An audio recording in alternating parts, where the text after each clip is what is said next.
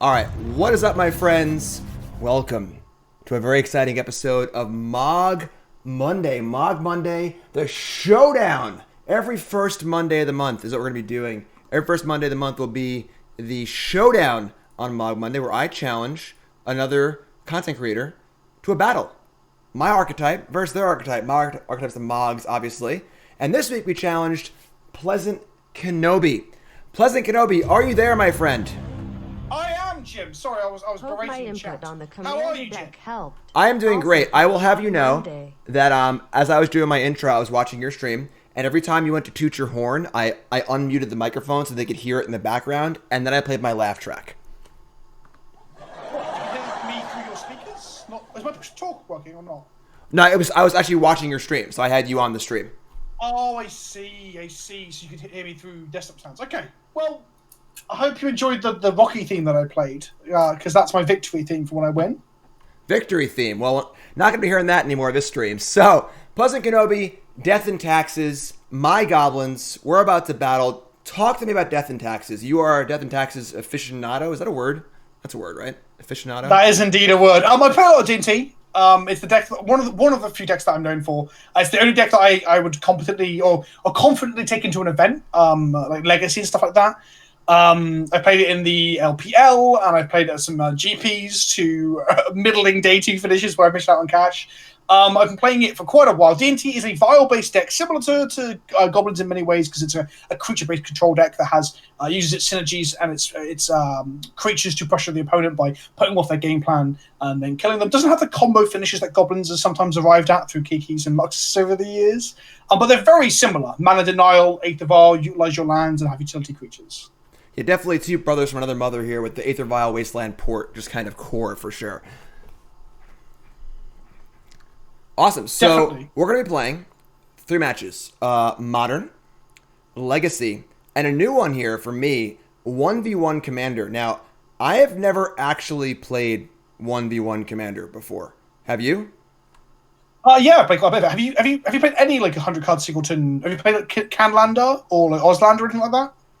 A long time ago, like on Magic Online, like when it was, it used to be like classic on Magic Online before there was any of the old like master sets and stuff. I'm sure I played at some point. I used to play singleton stuff occasionally then, but I have not played like a singleton commandery format in, a decade or something. I've only played like true Commander like once or twice. I'm not a huge fan of Commander in like multiplayer games. I do for one-on-one stuff. But I'm pretty I had some fun building my deck last night. I was like, all right. I was going to ask you, how did you find that? How did you come about? I assume you're on Muxus as your commander, right? I am on Muxus. My Discord was trying to push me in the direction of Krenko as it's more competitive. And I kind of get it because like Muxus is in Commander's not going to have like, you don't have 4 Krenkos and 4 Ringleaders and 4 always really good hits. Keep continuing the great content, Jim. Smiley face.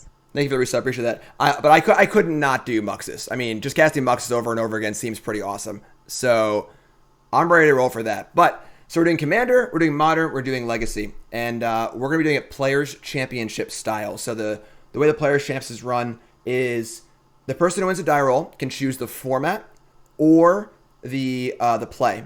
And then the person who doesn't get to play first gets to choose the format. So I win the roll, I choose play, you choose the format. And then say you win the match, then I get to choose play or format, and so on and so forth. Is that cool? Yes. So I guess the strategy is to take the ones you're more confident. Well, no, you don't be able to draw. I actually don't know what the strategy for that is. Then is there like a meta game to where you take the play and where you don't? I think that the basic is you always want to be in the play. So like, and then you choose the format you're happier with on the draw. Like, if you're really confident, Yeah, in that's matchup, what I so on and thought. so So you forth. take for the confident one, you pick it yourself so that the opponent can take the play off of you, and then for the ones where you think you're going to struggle, you just don't pick those. Well, yeah, I think I'm following. You can punt it too. Like you can like if you have a bad matchup, you can just choose to be on the draw that one and just kind of like, all right, whatever. If I win, cool. But like I'll try to win the other 2. So it's a little bit of gamesmanship, But I mean, usually you want to play first. So I imagine there's not many scenarios where you're like, I'm gonna draw, but we're gonna play Modern. But it's kind of just it swings back and forth a little bit. So that should be fun. So I'm gonna actually get Siri here. Siri's my co-host, and I'm gonna have Before you start, Siri. I want to ask which format are you confident for? And which one are you not confident for? I mean, I would say I'm definitely least confident in my commander deck because I'm not even sure if it's good. Like, I put cards in. There are cards that are cool. I like them. I did do some commander research in my Discord. My folks helped me out with some cool commander cards. Some cards I had no idea even existed. Like some weird commander lands and stuff like that. But that's a total wild card for me. I mean, modern I'm pretty confident. Legacy, I haven't played as much Legacy lately in the last like year or two. But so moderns are probably my most confident, and commander's my least by far. What about you? I think and now you're saying you're not confident with the commander. I think I feel confident. I've also played like Canlander and Ozlander and 1v1 commander with like Thalia and Tactics decks before, so that's good. And modern, I feel like, well, we got Stoneforge recently, but you've got a lot of toys over the last like 2-3 years. So I'm kind of scared of like Trash Masters and Munitions Experts and stuff. Yeah, there are some good ones, Crater Maker and friends and so on. Who's your commander for commander? It's Big Thalia. It's 3-mana Thalia. I had a feeling that like obviously 2-mana Thalia doesn't make much sense. So all right, sweet. All right, well would you like heads or tails? I'm about to flip a coin here with Siri. I'm gonna go tails never fails. Tails never fails. Siri, flip a coin. Tails. Tails never fails. All right, so you have a choice of play or format. So I'm already winning. So I can choose format or to be on the play.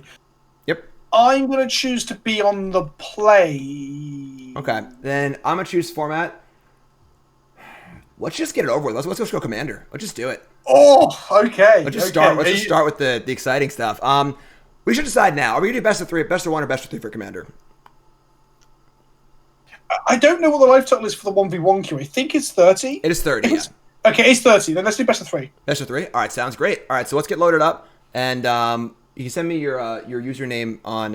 It's just PleasantKenobi on Magic Online. That's right. Excellent, great. All right. Can you challenge me without me adding you? I don't know. I had Nikachu challenge me last time we did this. Let me add you as a buddy, and we'll get going here. Is your username just Jim Davis MTG? No, it's actually Jim Downside. My Magic Online account's very, very old. I've had it for shit! Do 20 capitals years. matter? What's up? Are Modo names case sensitive? Do you know? I don't know actually. It is all lowercase, all one word. Jim Downside. Buddy. Right, we are apparently buddies now. Okay. And you're online with Royal Assassin as your icon, yeah? That's me. Yeah, he messaged me, or is that? I don't know if I have that turned off or. Sorry. Folks. No, it just grabbed my little bar. Where's my? Nope. This is the best part of the stream, so I'm trying to figure out how Magic Online works. I'm just gonna shout out my subs while you figure it out. Sounds good. All right, buddies. Incoming chat. You should be able to chat me, I think. Let me know now. I can see you. So if I go, how do I start a new chat? Oh, there we go. Did that come up? There we go. Yes, it did. When there we go. Right. So now I can right click you and challenge you.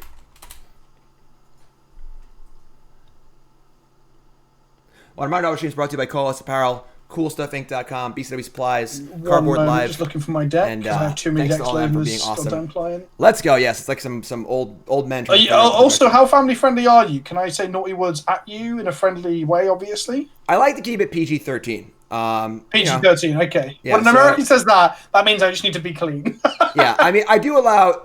I try to do like the rule PG-13, 1 F-bomb per movie or for stream. So if you want to have it, you can have it at an opportune time. But yeah, I'm trying to keep it a little more PG-13. I did do a stream at the end of the Cube for Charity stream. I was like 18 hours in, and I was just drinking. It was like 3 a.m, and I just went off. And I had to put like a little parental advisory sticker on that video. But people seem to enjoy it. But for the most part, we're PG-13. I'm gonna set the difficulty, the skill level to getting serious, because obviously we're getting very serious right now. Oh, this is super serious. We're already serious. We're not getting serious. We're there. I don't know if I picked the right deck. Chat, did anyone notice? I think we'll soon find out when the commander comes up. I got a Muxus. I've won the die roll. I didn't think I got to pick that, but anyway, I have the right commander, so there we go. All right, so there's Thalia, sideboard. Where's my? There it is. All right, great. Good luck, my friend. Good luck to you too, Jim. All right, let's go. So I'm on push to talk for those who are unaware. So I'm talking right now, and he cannot hear me. So let me get the chat set up. I didn't really set this up super well. It's okay. It's okay. It's okay. Put this here. Sounds great. All right, let's go, folks. Let's go. We got Mountain Shatterskull, War Room, one of those fancy commander lands. Sledder, Sharpshooter, Kiki. Sure. We can keep this. This is my first time playing 1v1 commander ever. In life. Probably. I used to play like Singleton on Magic Online like 10 years ago, but Windbrisk Kites. Okay. It's a cool card. It's a cool card. We're playing best of 3, so Hideaway land. All right. Goblin Sledder. Goblin Sledder's sweet. Goblin Sharpshooter is obviously really, really good too. So Goblin Tinkerer. That's a really good one. That's a really good one. How's it going, everyone? How's it going, my friends? Welcome, welcome, welcome. Hype train in chat. I missed some of the stuff as you were talking, obviously. Appreciate you all hanging out. Send me a message. Oh, it's there. Whoa, Ella, what's going on? Magic Online just doing stuff. Get the non-basics out first. Why? Oh, because Thalia. Right. Yeah, that makes sense. Best of 3. There's no sideboard now. Tectonic Edge. Giver of Runes. That's a good one. Not quite a mother. It's stepsister.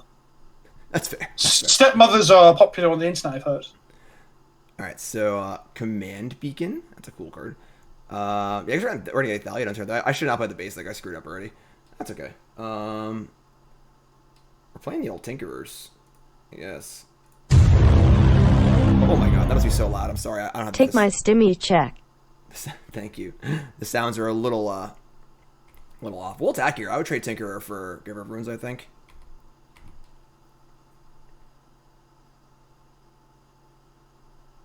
Tinkerer is pretty good, but I can't see a block here.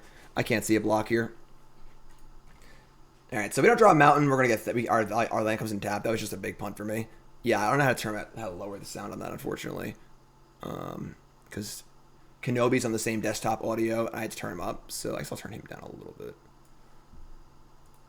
All right, there's Thalia. There she is, and she is protected by Giver of Runes. But we've got a Sharpshooter. If we can draw a mountain, we can draw a mountain. Mountain, please. Prospector. All right, so we'll just play Smashing. We'll keep Smashing as a. So play Beacon tapped, and just say go here. Play Prospector. Also tapped. Thalia's pretty good against us, honestly. Thalia's not bad. Thalia's not bad.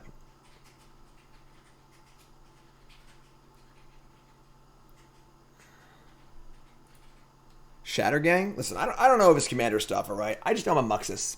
I know I'm a Muxus, I like my Muxus, and I want to cast Muxus. I'm just going to keep saying the word Muxus over and over and over again. Yeah, Perforos is pretty good too. So we can get Perforos up, we can get Sharpshooter up. Get Kiki here too. We got some pretty good stuff. Can't imagine there's that much removal in this deck, so there's one. I got a land? Dope. I got a land? Sweet. It's like 1/5 of the mana the Prospector will make over the next couple of turns. Very fair. I'll take it though. Alright, so now we can cast Perforos. Try and get the old Perforos into Mux, I guess. I'm not like thrilled to play with the Smashing as a land, but I think we will. And look at a missed land drop here. Missed land drop. Commander damage. I didn't even realize that was a thing. There you go. Only 20. Oh! I also wouldn't have realized it. It's 21 commander damage, right? That's correct. That's a pretty good clock if I put equipment on it. That's pretty good. Yeah, that's I did not. There's a little thing for it. Yeah, cool. This is all new to me. It's like a whole new world. A whole new world. All right, so we can volley vet here and just kill the Giver of Runes. Like, I'm just playing Perforos though. Just get Perforos going. Yeah.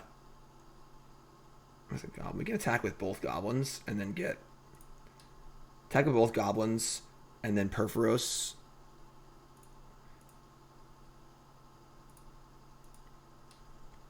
Can't block the Sledder. That's a block. That's a block. Tinker Dinker. Ooh. Alright, so that's that. And then we're going to play Perforos.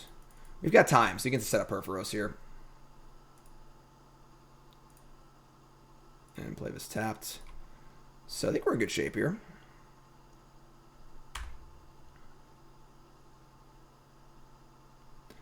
There's the land. Linvala? Ugh. Yikes. Yeah, I really wanted to play it last turn, but unfortunately I didn't hit the land drop to turn the Skirt Prospector off. That's pretty awkward. You might just kill me with triggers from Perforos, though, right? This is looking pretty tasty. Alright, so... Seething Song. Okay, so we can, like... This is 5-6 mana. We can fire off the old Mux Daddy. Muxus comes in tapped. Everything else comes in tapped, but that's fine. 2 words. Daddy's home.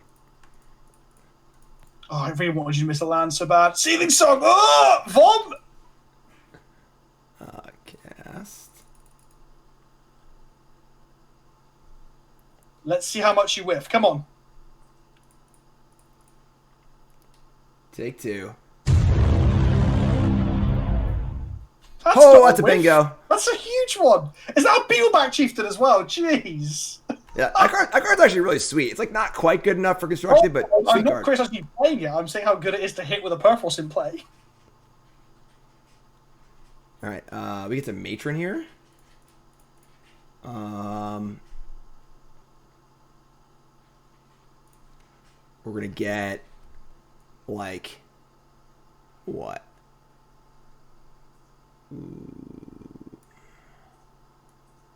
Gem Palm. Gem Palm's pretty good. So I had the option of Tectonic Edge you last turn, but it wouldn't have mattered. So I'm glad I didn't, because then if you just Seething Songed it out, I would have felt even worse. You had the option to what? Tech Edge you, because you were on 4 lands, right? Or 5 lands. I could have Tech Edge you, just put you 2 back from Muxus, but if I'd done that and then you Seething Songed, I would have felt quite silly. Yeah, say. that would have been a really rude Seething Song, yeah, for sure. All right, so there's Gem Palm. Make some Chiefs. I must say, I got to thank my Discord for suggesting Perforos. I probably would not have considered Perforos, but the Discord did good. Discord did good. Fun fact, one of my favorite commander decks that I own is Goblin Tribal, but the commander is Perforos. And I'm considering changing to Muxus when I finally get one from Jumpstart, like whenever I open packs from it. But I probably won't, because Perforos is just that good. Yeah, it does seem pretty good. All right, and then they can just protection, but we can I should just leave it back. So if I attack, they just block and protect. We have 1 mana up. I haven't played a land yet. I think we just chill. We can just sit back. I have Ember Hauler too. Holy crap! I can't use it though. Chat was useful. You did it, chat. And all my subscribers, if you want to see me building this deck, I put up some bonus content on my YouTube and in the subscriber Discord of me last night building this deck, and you watch me fumble around for 40 minutes trying to figure out how to build this deck. Man, Perforos is a nut. Next turn we draw a land. We have a mountain. We have Gem Palm and Veteran. We have Sharpshooter too. So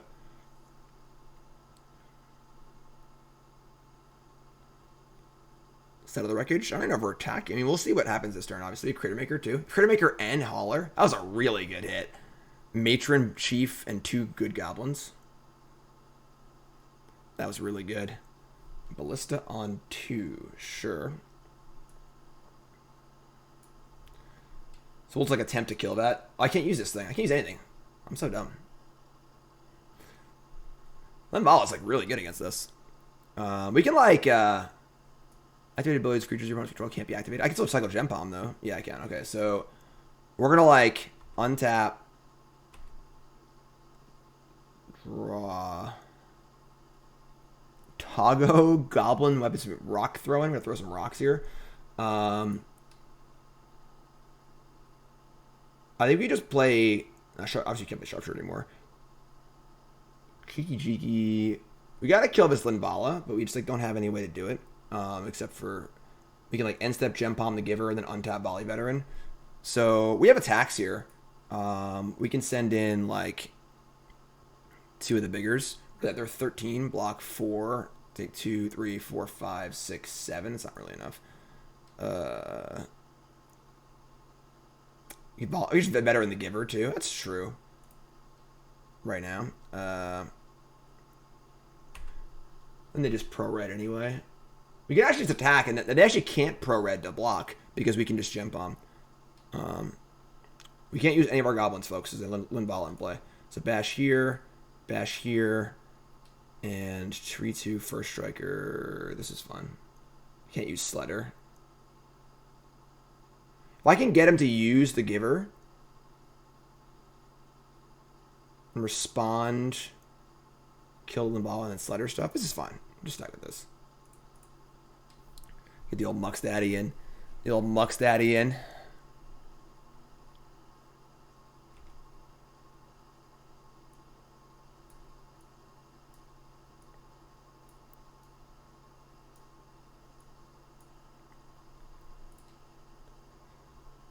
So like the Ballista can just like jump and shoot something. Oh, that's right, the Commander. Oh, I just realized Commander damage is actually insane with Muxus. He's just so big all the time. Yeah. Also, just combat in general, Jim. I don't know if you've noticed from playing Muxus, just generally insane. That is true. Regular damage works too. Alright, so Ballista, Thalia. We're going to pass priority. And protect the Thalia. I remember a spell in hand to blow me out here. So now I can like Gem Palm the Linvala, but I can't really do anything with it. I can still just kill it post combat though. So this is fine. Sure, so this is fine. Pro red. Can't activate Perforos. Linvala in play, folks. Yeah, this game now we're just done. Kill Sledder. Kill something else, and now we veteran the Linvala, and we let's do that. I had to triple check that Mox just didn't randomly get trampled. I just couldn't remember whether he did or not because it feels like a random thing that we strapped onto him. You know.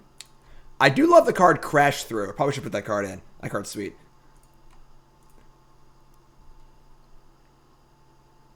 He's a vet. He's been around the block a few times. This is what I didn't want to see. With Linvala dying here is super bad. And then we just say go. That's a lot of Goblins. Killed Linvala and sack tokens to Sledder to keep. I think this is fine. We're like in pretty good shape here. What's up, Ross? Muxus should have reach. Is big. So we get the end step, throw the Hauler at the Giver of Runes, untap, and just go bananas. I think we're in pretty good shape here. It's a pretty good Mux. Pretty good Mux.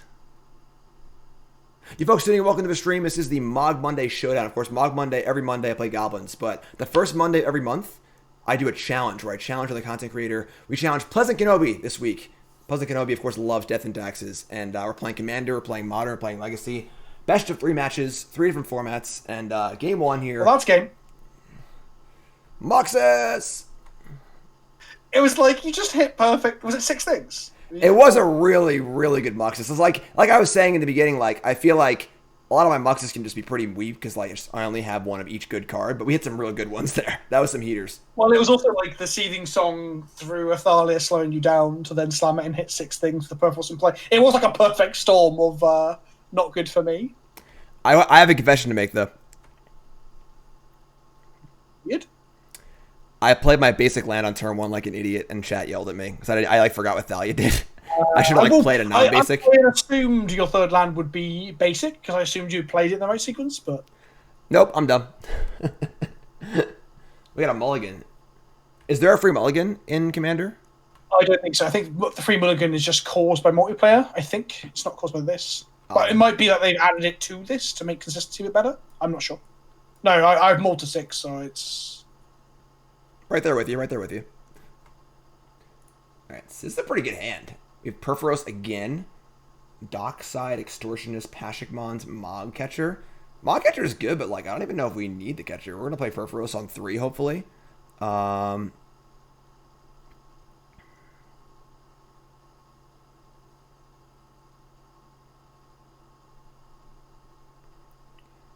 do we ship here?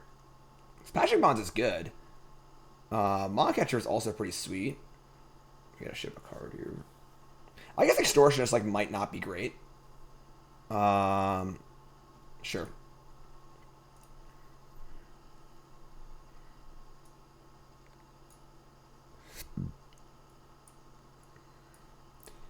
Dauntless Bodyguard.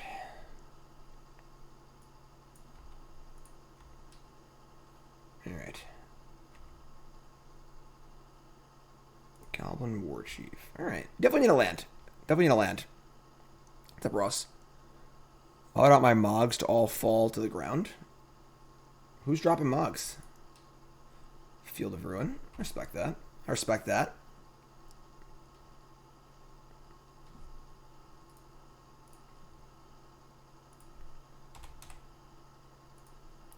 Steel Shaper's Gift. It's gonna get Skull Clamp.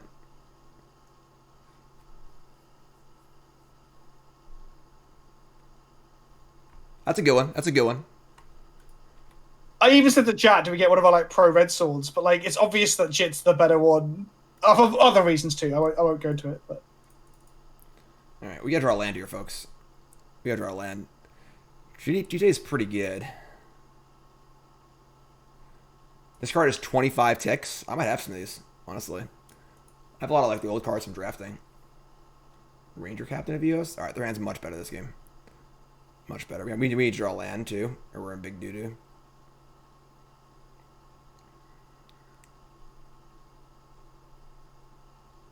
Ballista and Jite.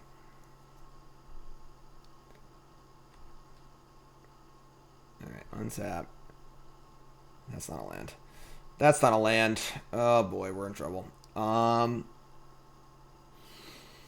mean, Patrick Mons can at least block and kill the Ranger Captain with the Jite, so like so they'll have to re-equip. And God, we should have a bunch of 4s in our hand. This is rude. We can't play War Chief, it just dies to Jite. We should play Patrick Mons. Thanks for the resub, appreciate that. I'm sorry the resub sounds are so loud. I will try and fix that for the next stream. The thing is that I have PleasantKenobi on my Discord, and it's the same audio channel as the sound effects, and I have to turn him up so you can hear him. So, yeah, that's a Jite.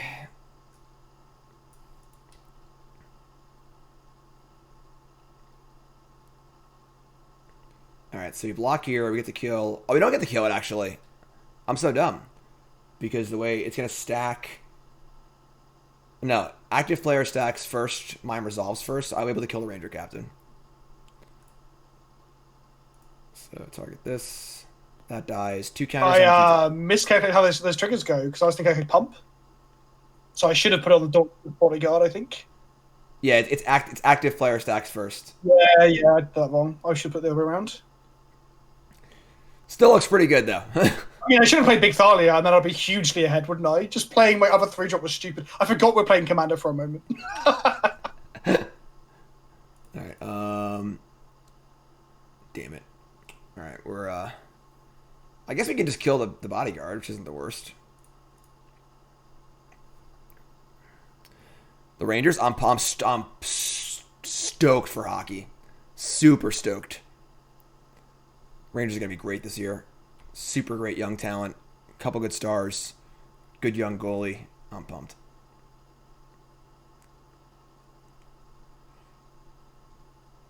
We need some lands here, folks. We need some lands. We just started, folks. You can see the scoreboard right up there. If you're tuning in, welcome. Let me know your thoughts on these challenges if you enjoy these showdowns. Mogg Monday Showdown, the first Monday of the month. New division alignments, whatever. Yeah, so we're going to go over each matchup at the end of it. Started watching hockey last year. Why should I cheer for the Rangers? They're just a super young, exciting team. They have the first round pick in the draft this year. They had the number 2 pick last year. They have a great young goalie. Got a great core. They're just a young, exciting team. The average age on the team is like 23, which is insane for a hockey team or for any professional sports team. All right, so we're not going to block here. Don't want to kill a bodyguard. I'll maybe just kill it. Because if I wait, they can just kill GT anyway, so... I'm a huge hockey fan, but I'm a Rangers fan. We draw land here, folks. We are in big doo-doo. We have a bunch of 4s in our hand. We have some ways to kill GT. Not a ton, honestly. Like Trash Master and stuff. We're drawing a non-basic here for sure. Tilt! Did you draw a non-basic? Yes! Of course I did. That's what I like to see. Alright, I guess I just gotta say go here.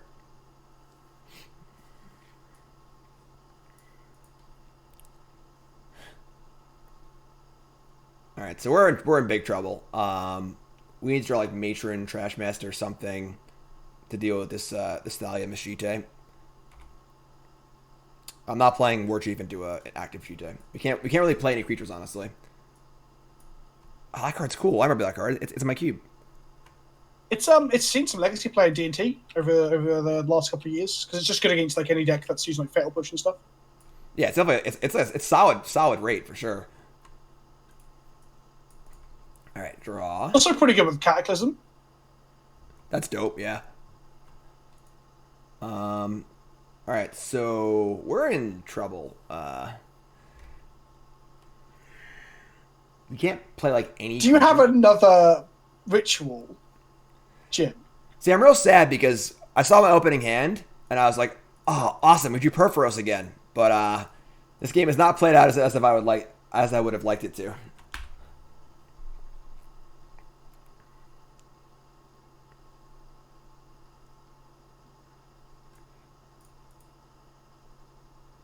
So they have. I mean, this is like a bunch of commander damage too.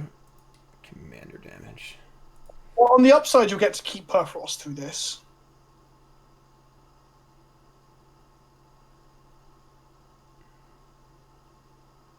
I don't even know if this is completely correct because you have a Mind Stone in play and I don't. I was hoping that was a hypothetical, you know?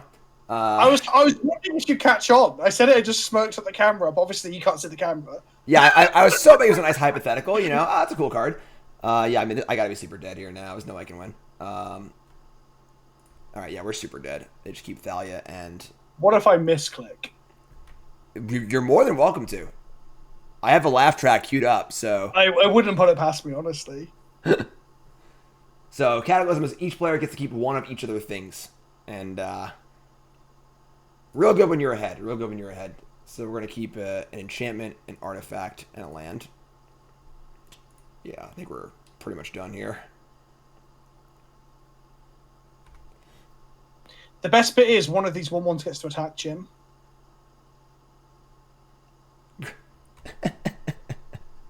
All right, we'll go to game 3. That's fair. Game 3. I can edit this right here in OBS. Okay, that was better. Curving out and getting a Jit is a way to win in creature matches, I guess. I was really excited about my hand, too. I had Mind Stone, Perforos, and I'm like, this is great. We have turn 3 Perforos. I was going to make some joke about how you don't have to have Perforos as your commander if you just draw it every game, but then we just didn't draw land. Ever.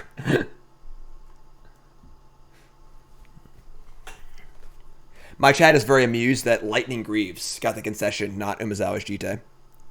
Yeah, that's a good point. I was actually hour about putting Greaves in today. I was almost cut it for something else. I'm glad I kept it in, as it was obviously such a powerhouse you could force you to concede. Do you have 2 Thalias in your commander zone now? Because I have 2 Muxus. Oh, I do, and that's why it's telling me I couldn't go to the next game. It's saying I had an invalid deck. Mine let me submit, but I just have 99 cards in my main, and I have 2 commanders in my commander zone. So I had a message saying your deck wasn't legal, but we were talking. I just clicked OK and just ignored it. And then it was all okay, and now I've moved one of them. My entire deck is surrounded by rather fetching hazard stripes. Okay. Oh. For some reason, I can add a Prismatic Piper.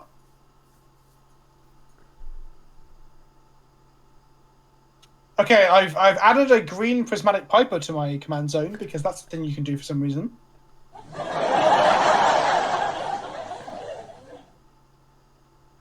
Are you still stuck, or should we just load a new I'm match. not sure. Do we wait the 1 minute 17 and see if it goes through? I don't know. I mean, I'm on my side. I'm submitted, and so I'm just like waiting. I'm also like, well, the submit button is grayed out now. Yeah, me too. Good old Magic Online never fails, you know. We could just like just leave this game, I guess, and we'll just start a new game that'll be game 3, and Let's go, I'll be able to Jim. play. Yes. Can you choose on the play? Um, uh,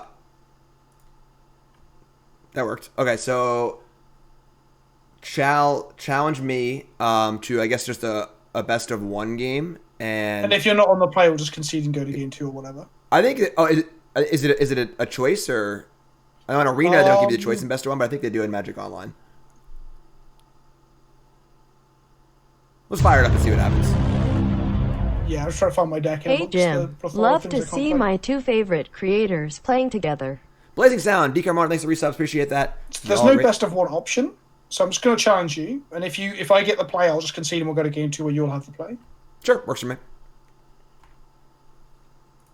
Just another Mogg Monday. Perfect. All right, cool. All right, so this is game 3. Game 3. This one's for all the marbles, Jim. This one's for all the marbles. I love marbles. All right, so that's pretty good. We can keep this. It's not great, but commanders are teed up. We can't play port on turn. I'll play the port on turn 2. Let's port the Taxes player. Ooh. We got the Jit too, so Sink and Snoop combo on turn 3. Yes, but we don't have a Snoop, so let's draw Snoop.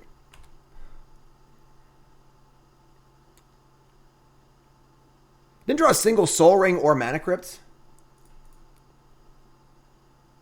I was so excited last night when I found out that that's like Soul Ring, Mana Crypt, Mana Vault. No, that's not scary. That's not scary. The 1-drop, the famous Goblin 1-drop, not one scary, the other one. Lackey. I thought it was a Lackey. I was like, oh no. Literally my worst nightmare. Find the Snoop with the Recruiter. Oh, right, duh. We just got ball on turn 3. This is insane. That's a nice one. I think yeah. So we just Recruiter. Then we just play Snoop, and then we gotta win. I need a 3rd mountain. What do I need a 3rd mountain for? We can't, so we gotta go Recruiter. And we gotta stack it Snoop, something else, Kiki Jiki.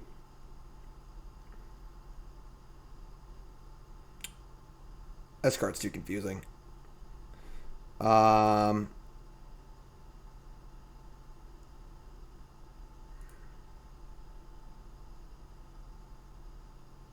Three red for the combo? Why? I don't have the 1-drop Haste Goblin. I don't have that. This card is just way too confusing. This card just shouldn't exist. What is this? I'm scared. Is this legal in 1v1? I guess, yeah. I mean, I just loaded up the old deck thing, so. That's wild. I play it in like multiplayer because it feels less degenerate, you know? Just like takes like 90 minutes to resolve, you know? I was about to say, should I go make a cup of tea while you're probably mucking around with your deck? Muxus, more like mucking around with the top of your deck. Am I right, Jim? Yes. Give me like 5 minutes here. I'm gonna figure this out. All right, so we want Yeah, sure. I'm gonna take a pee break whilst you do. No joke. Be right back. So we want Snoop, any Goblin, and then Kiki Jiki. I'm not gonna like stack my entire deck. Kiki Jiki. Play Snoop. I can get Krenko, so I can upkeep like Krenko. So next turn is play Snoop. No, so I'm gonna draw the Krenko. So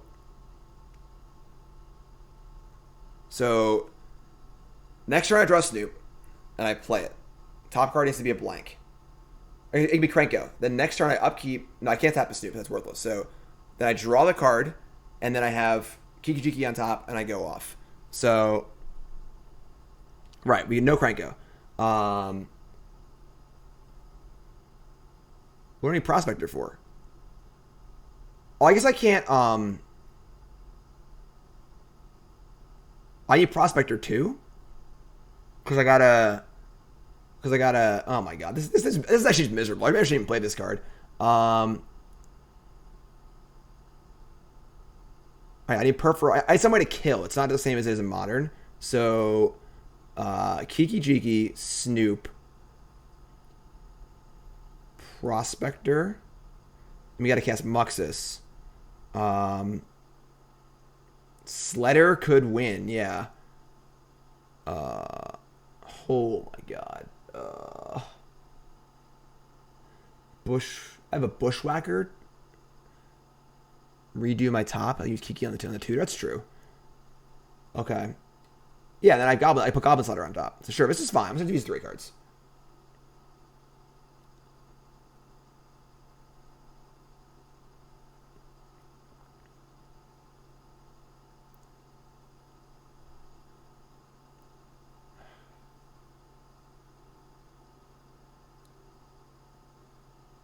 I'm just gonna do this. I don't even know.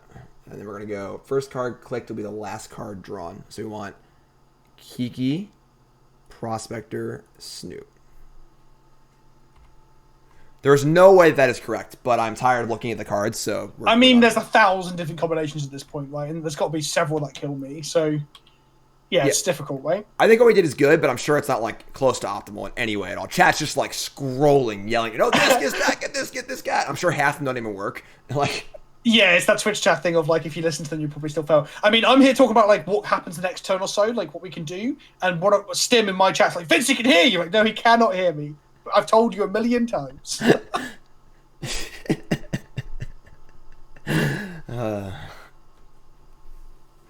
All right, so Ancient Tomb. Oh, snap. Right. Snap. I'm hoping this stops you from randomly murdering me. I'm really glad I played the port, because I could have I can't play Thalia next turn. I just won't play the port.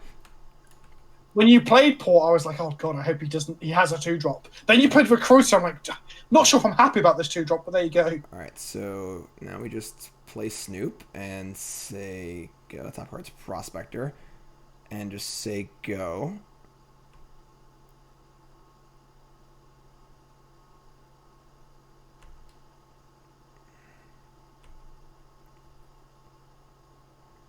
Fanatic's in play, not in my deck, so I can't use the Fanatic to win. I gotta port them. I probably should have.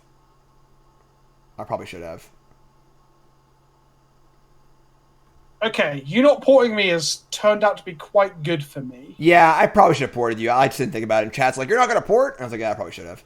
Well, I mean, would you sack a body to port me? I can't beat the... Oh, man, this is too confusing. All right. I respect the good Ravagers of War, so... You have Flagstones, too? Sicko. I'm hoping I draw port next turn, then I'm in love, right? All right, so... The thing is that every creature comes in tap, so I can't use... I need I'm to so kill... sick, Jim, that I'm going to get a snow-covered plains. I need to kill I know how much the Thalia before I go off. Can I abrade it, too? Do I have enough mana? We have one, two. I guess I could sack both of these. That's true. Yeah, I think we're clear for takeoff. So, land.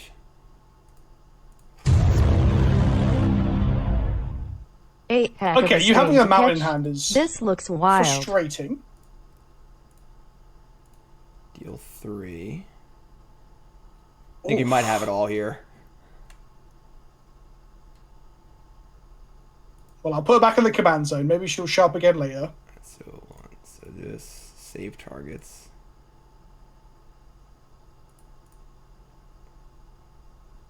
Oh wow! Oh yeah, no, this is the. Oh, I totally missed that you had the combo on top of the deck. Oh yeah, I'm dead, right?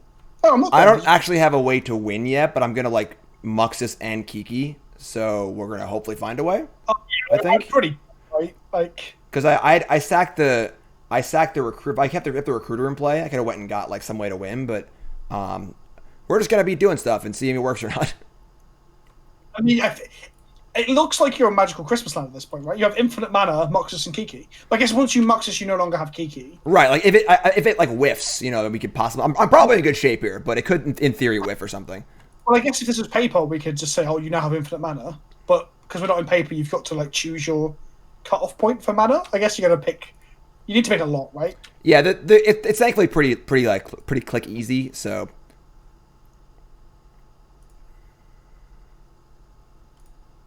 That must have been the right pile then. Chat will tell you otherwise, but that was a pretty good pile. Did you have the snow-covered mountain in hand? I assume you did, because you haven't drawn anything else since, have you? yeah, I had the mount and the abrade. I had everything all rolled up. Yeah, so even when I ravaged you, you still got the Skirkoff mountain, so it's fine. Kiki can't cop. Oh, that's true. So because of the commander rules, I can sack Muxus to Prospector and just keep casting it over and over and over again. Which is actually that's what didn't even cross my mind because I never played Commander before. So like, I'm actually like abusing the Commander rule. Haste enablers, right? You have like Goblin Chieftain and Goblin King and stuff. Yeah, like I'll find a haste thing eventually. The point I'm getting at is that you would put every Goblin in your deck into play and then all have haste, and then I'm dead. Right. Well, GG. Do you want to do a bit of it though, because it looks fancy, right? I kind of do, yeah. The thing is, like, once I cast Muxus, I can't combo anymore. So I have to make a lot of them preemptively. So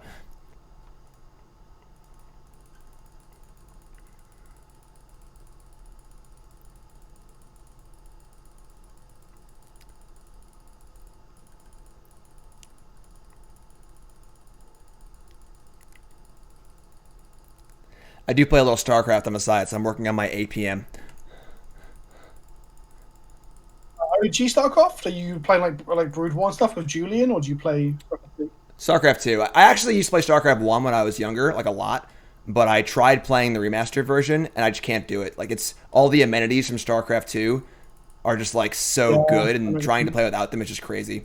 There was a portion of like the European legacy community, like Julian Nab and stuff, who was super into Brood War, and they were talking about trying to like stream it a little bit together. It's interesting that that cross. Well, I say that it's not really that interesting. It's crossover of nerddoms, right? Yeah, StarCraft's like my fun game. I watch a lot of it, and like I've played before on stream. Like me, Jarvis, you, and Andrew Boswell play a little bit on stream once. It's kind of fun. I'm not very good at it, but it's like fun to not be good at it. So how not good are we talking? Like, where are you ranked when? I'm like high platinum. I've been low diamond if I play a lot. Yeah, I thought that was good. I think I was like low gold at best. Like when I played. This is back before Heart of the Swarm, I think. At the end of like Wings of Liberty. Oh, sweet. That's old school, yeah. Yeah, I've played like on and off since Wings of Liberty. Like if I have time, I play for a bit. Like I think I'm like proficient where like if I play a decent amount, I'm like reasonably good. But like it's just such a hard game. Yeah, 100%. I played a ton of Warcraft 3, Reign of Chaos and TFT. It's my favorite RTS. Unfortunately, it doesn't stand up today as well as StarCraft does, and it doesn't. It didn't translate well to the remaster. Whether StarCraft remaster was just like a shiny version of the old game, the new remaster like bricked the servers and like made things unstable and stuff. It's crazy.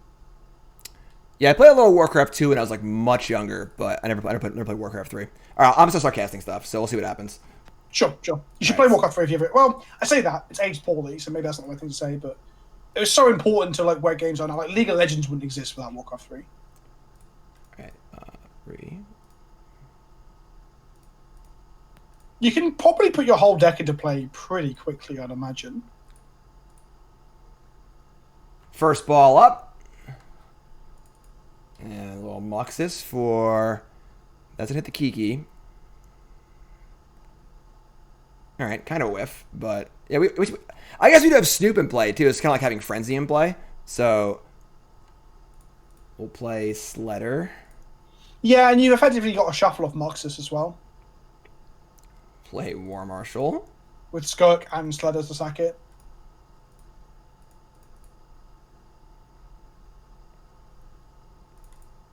We can just call it if you want. I mean, I think it's pretty determined. I forgot about the Snoop playing my top card too. So like, it's just. I didn't know how far you wanted to go. Yeah, this is good. This is good. Yeah. Okay. Right. So what do we do for the next one then? So now I won the first match. So now you have the choice of play or format, and then same thing basically. I'll take the play. Wait.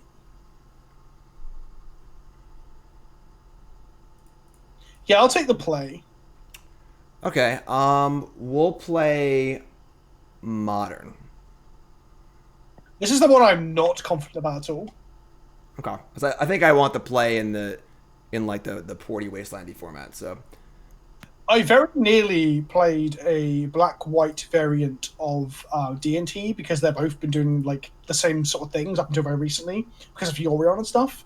But I end up not. So neither of the variants of Modern or Legacy have Plague Engineer in them as a heads up. So I haven't got any like huge trump card against you, unfortunately. good. I mean, good. So I'm like, yeah. No button. Oops, sorry. All right, so shoot me a challenge in Modern. Let's roll.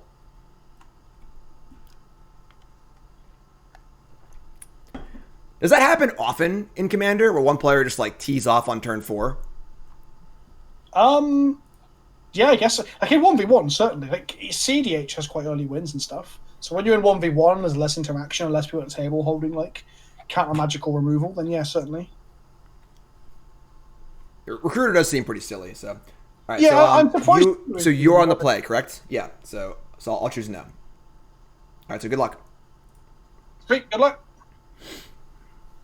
All right. Let's go. Up 1-0. I won my first Commander match. I won it! Yay! Right, not playing Modern. Yorion, sweet. That's pretty fun. All right, so I think that's fine. We can keep this. We can keep this.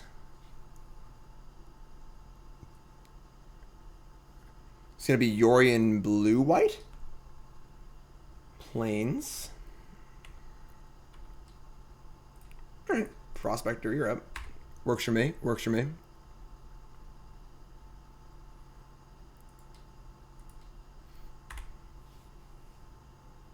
Silent Clearing. Stoneborg Mystic, sure. Very fair, very fair. I think we have an edge in this matchup. Goblins is always honestly pretty good against Death and Taxes decks because we'd always just had the card draw if they didn't. We could both grind pretty well, but they had equipment and we had card draw, and as long as we had ways to deal with the equipment, which we usually do, it's not too bad for us. All right, Sword of Fire and Ice is obviously pretty good. We can just give the old. We could go Marshal to Ritual into War Chief, but I think I'd rather just get more stuff in play. So it's Marshal. Marshal.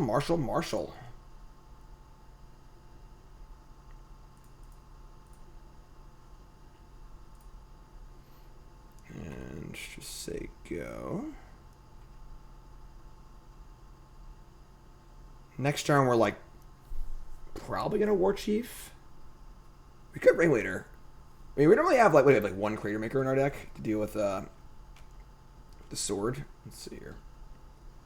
Modern. We got one Crater Maker in the main. That's it. Well, I could, in theory, like Jiki or something like that, but Skyclave. Okay. It's gonna eat a Prospector. That's fine. All right.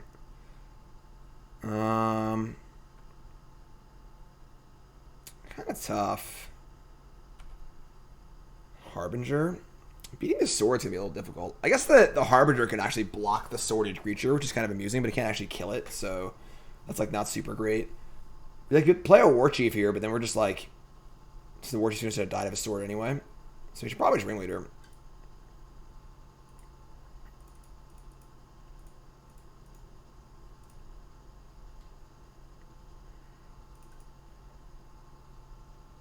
Like having an active Snoop's gonna be pretty tough.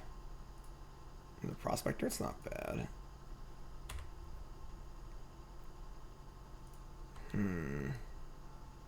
Favorite play on the Rangers? Mika's Zibanejad. That was Zibby's namesake. Alright, so they sword, equip, attack. Whatever they shoot, we can sack to Prospector so they don't draw a card, which is kind of cool. But need to find an answer. I can try and find a Matron. Playing Harbinger for Matron's pretty slow. Thanks, Bjorn. Appreciate that. Glad you all are enjoying it. Try out different content stuff. So they're going to shoot probably Prospector, I guess. We have another one, though. So they have 3 cards in hand. I feel like I just Harbinger for a Tin Street Hooligan, I guess.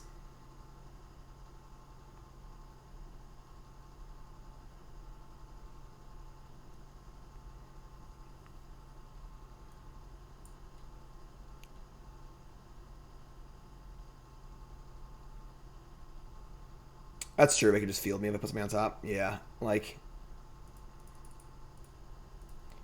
So like. Yeah, if you draw like a major, I mean, we gotta just need lands too. Honestly, like. We should develop our mana base. This is why Harbinger's like not. I should have shot you in the face, shouldn't I? That was a huge mistake. I mean, killing Prospector is pretty valuable too. I did miss a land drop, so. I mean, you've got one in hand. I'm not sure how good it is. You can tell me after the game if that actually had a tempo advantage or not. Yeah, I think killing Prospector is probably worth it there, honestly. Let me draw Snoop. That's so awkward. If we could play the Harbinger to block for a turn, but I guess we can't combo with a field on an untapped field. Because we could play Snoop and Harbinger the same turn. Let's play Prospector, and then play. Doesn't really work.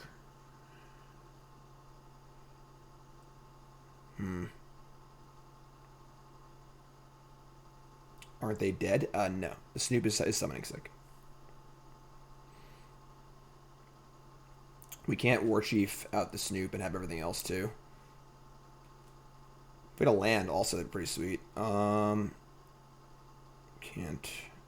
play a land. Can like Prospector War Chief and try and go into next turn with the Prospector already in play. I kind of like that actually. So we go Prospector. Sack for red, play War Chief. Attack for 5. Now the sword has to kill the Prospector or the War Chief. And then if you draw land next turn, I think this is enough. We're all kind of winning on damage too, so.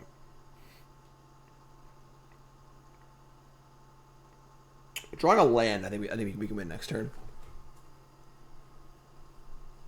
Stoneforge, sure. Oops. I mean, I guess you can get Batterskull here. Kiki has haste. This only copies activated abilities. So they get Batterskull, sure.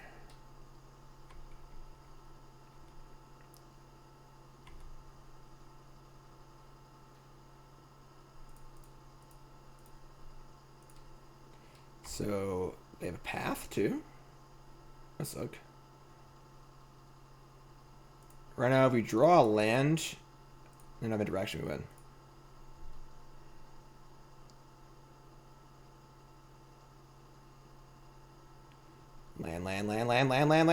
Land. Oh! Oh, it's Lightning Helix! Oh my god!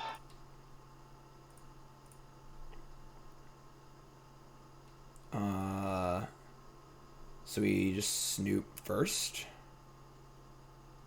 No. Yes. No. We can't play around what's it called anyway, so path. I'm just gonna go for it. So if I play Harbinger first, then I play Snoop, and I Kiki on top, I still can't yeah, I can't combo response to a path anyway, so I don't think it matters, so alright, so I play Snoop. Snoop Gob. I've heard of Vial. Got the path? Nope. So you get Kiki here, right? And then you can copy Harbinger a Skirk on top? Yeah, and What's then the I put the Sling Gang on top. Rough. Just had someone in my chat say we're favoured, right? Because you don't have a combo finish. Yeah, it's usually pretty hard to actually be able to do it all in the same turn, but obviously War Chief makes it possible. Did you just draw the Snoop, or did you have it for a while? I had it all. I had to draw a land. The land gave me the mana to do it. I was fortunate because I was able to get the War Chief and the Prospector in play last turn, and you can only kill one of them, and then either one would have maybe have a mana to do it if I drew a land. So one of them lived, and I drew a land. You see the same combo again. Okay. Yeah, there's not really much I could do there. Like I could make a Displacer the turn. Like if we go way back, I can play a Displacer instead of getting a Fire and Ice onto my Skyclave, but that seems like garbage. I mean, you could have not played Stoneforge and left the field to ruin, because the field can break the combo up by shuffling. But it's like a huge waste of mana if I don't have it. So it's Yeah, like, and I was also on like 9. You're attacking me for another 4 points, right? for sure, yeah. So it's it's hands up too. So I mean, there's the other argument was getting Maul and just making a 2-turn clock, but that didn't change. With hindsight, it didn't change anything, right? all right. So we're gonna bring in our expert, our trash master, and our pushes. I think we want push, and we're gonna cut. We got like a harbinger or two, honestly. I don't think we like need the combo. That kind of war chief. Am I playing through war chief? It's interesting. I mean, I definitely want these. I like not want push, maybe. Maybe I just don't need the push. Outside of Sling Gang, would you kill me in combat that turn? No, it's I play Sling. I put the Sling Gang on top. It was the last Kiki copies the Harbinger. Harbinger puts Sling Gang on top, and now all my goblins have the ability to sack to deal 1. I'll talk out loud what I'm thinking through. I'm thinking through like Shall I Voice of Plenty that I've got one of in the deck, but you could just replace Sling Gang with Pashalik Mons and kill her? Question mark. I don't have Patrick Mons. Okay, so well, I mean, we don't know this obviously because this is all like hypothetical, right? Yeah, I mean, if you had a hexproof DU effect in play, I mean, I don't think I'd cut Shalai in this matchup anyway because of all your like other like interactions, like weapons masters and yeah, experts. Yeah, because the other thing is if you can't win by targeting them, you can like wait till your turn and then end step, make 1,000,000 snoops, then untap and attack for 1,000,000. I'm not sure how that plays in with the sword. I'm not really sure. All right, so we want Creator Maker. 2 Harbingers are out. Sling Gang, Ringleader. I don't know if I want these, honestly. Like, obviously, I kind of want to kill their stuff, but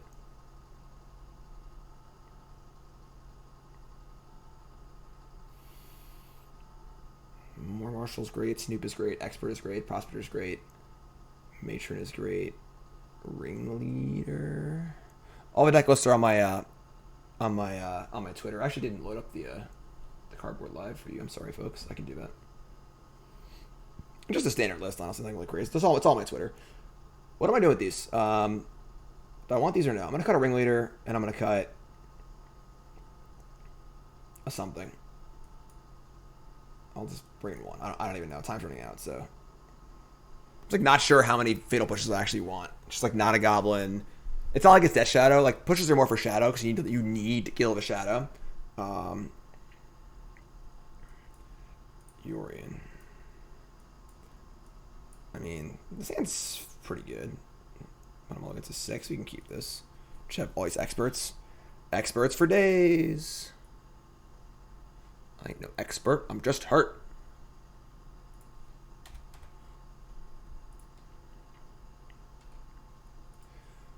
Good luck. I have Malta 6, but my 6 is pretty good compared to how awful my 7 looked. Yeah, my hand's alright. Good luck. Give Rubens. No mothers. We haven't seen a mother yet. That is very true. See a lot of Snoops though. We've seen about 30 times the number of 30 times the number of mothers if we had Snoops. Many, many Snoops. Some would say too many, but not me. Not me. Alright, so we're gonna get I might just get a Blood Crypt here, honestly. In case we get if we get a Mountain and then a Blood Crypt and they like Ghost Quarter our thing, I'm just gonna get Blood Crypt. And play Prospect, or play that, say go. This expert, draws pretty good. You get a lot of prospectors too, like a shit ton. It took me a second, like with the opening hand last game, because we weren't playing Commander anymore. I'm like, man, I have all my good cards. And I'm like, oh wait, all I have is good cards. During excitement, I was like, oh, my X1's died on Mogg Fanatics and Scope and Pashalik Mons. I'm still playing as if I assume you have a Pashalik Mons in your deck somewhere. But yeah, Mogg Fanatics not exactly seen very often in Modern, right? Yeah, it's a little below the bar, unfortunately. I do love Mogg Fanatic, but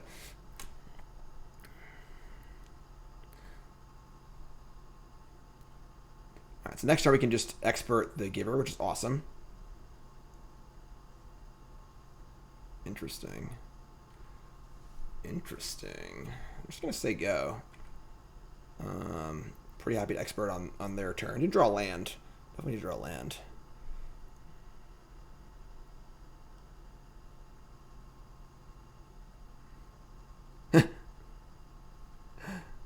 one of my viewers says, "Is this family-friendly gym versus curses like a sailor Kenobi?"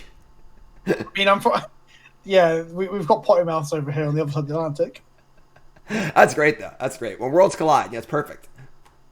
All right, so Skyclave, and now we just have to kill the Giver of Runes. Okay, they Fielder Runes. We gotta get black. Actually, I have a swamp in my deck. Never mind. I'm being stupid.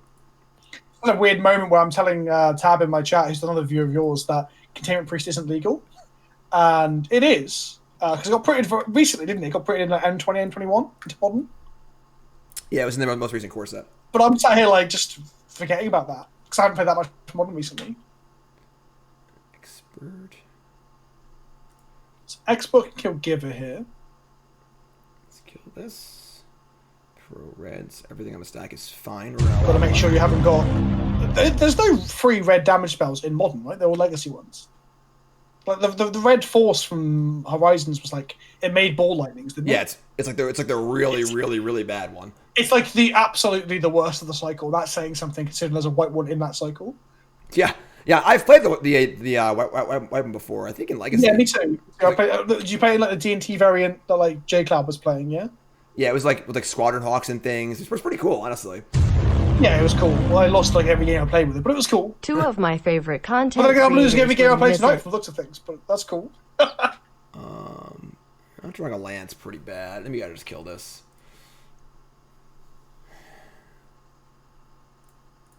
Let's do this. Kiki, probably the worst draw there. Probably the worst possible draw.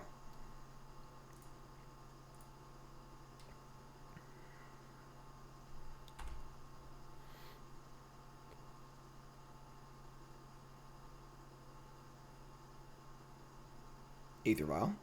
Right on time. Yeah, I drew it the turn where I had nothing to do. Well, the turn after, sorry. I'm like, well, it's literally just one turn too late. God damn it. That is the first Aether Vial so far of this Mogg Monday challenge. It's pretty surprising, given that we're like in game 5 of our Taxes versus Goblins matches. Yeah, the Battle of the Vials, and they decided to stay at home. I guess we're playing Prospector here. Like, I only have one card left, which is pretty good, but yeah, we'll just jam and play Prospector. Definitely need to draw land. Definitely need to draw land.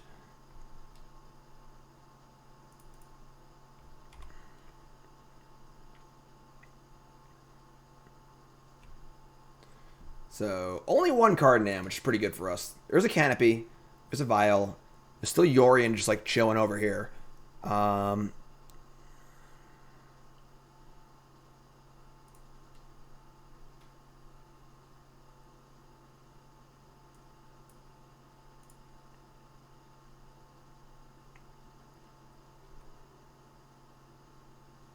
Here comes Flicker Wisp. Sure.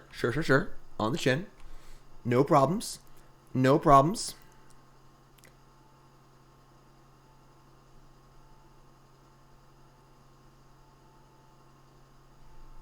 And now we need to see if we're like canopying here or... I mean, he might not know that I have a swamp in my deck, so might be incentivized to want to field over on me. Nope. It's going to be a Yorion put. Yep. All right, so Yorion in hand. Which I can't signify. There again. Cool. I'm not sure what the green is for. Not sure what the green is for. I've seen blue-white versions of Yorion taxes. Land? We draw land? No. Is it gonna be a path? Okay. I can deal with that. It's a slow land, but a land nonetheless. And draw another land. There we go. Alright, so... we can, like, Matron. We are, like, slowly dying to Flicker Wisp here, and the Yorion is kind of annoying. It is pretty big. We can, like, Matron here. For what? For the 4th Expert, maybe, and just, like, mop up. We do have Kiki, too, so we are at the point where we can, like, possibly start Kikiing Experts, which is obviously really, really good.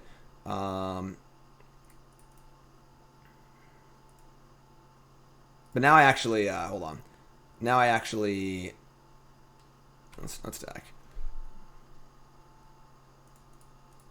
No, we have a swamp on our deck, so.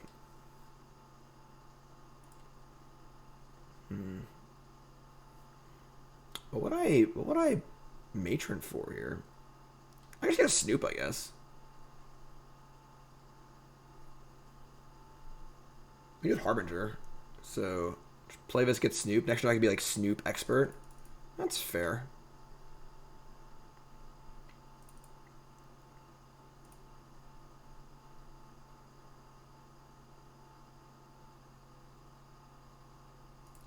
$13. Yeah, this is fine. We draw a land, and we can just start kikiing experts. It's probably going to be our plan A is probably just draw land and kiki expert. But plan B is definitely just like play Snoop, play expert, kill Yorion next turn.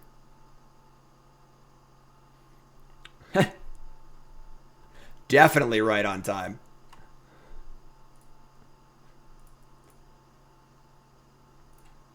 Did you cut Vowels in like these sort of matches with modern goblins? Oh no, you just draw them on turn 1.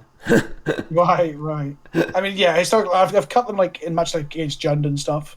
But here it's just fun that I'm drawing them on like turn 6, off turn 5 even. Yeah, I think that's like right. The Shave a Vial or two against Jund. If you're, I think for goblins, because the goblins draw so many cards that you want to keep in all 4. But I think decks like Merfolk and Death and Taxes want to like shave down a bit.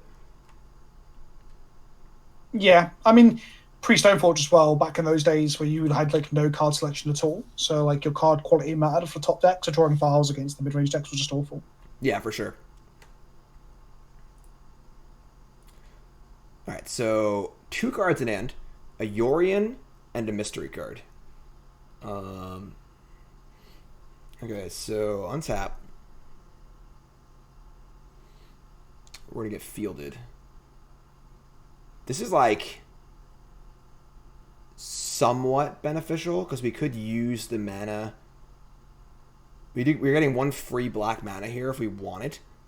I think I'd rather do the ability to just like I still could Snoop and Expert next turn, and I'd rather just be able to draw land for Kiki if possible. So I think we're not going to do anything here. We're going to waste the mana. Do you play any swamps, Jim? I do actually. I do have 1 swamp. No! Well, just thinning our decks, you know? Just thinning our decks. Fatal Push.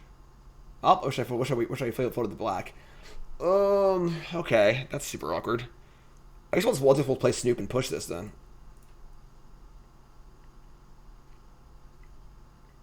Harbinger. Well. Look who that is on top of the deck. Kill this.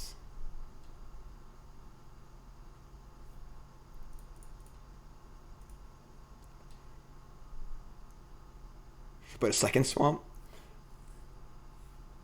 Yeah, so... Alright, I mean, we're all teed up, obviously.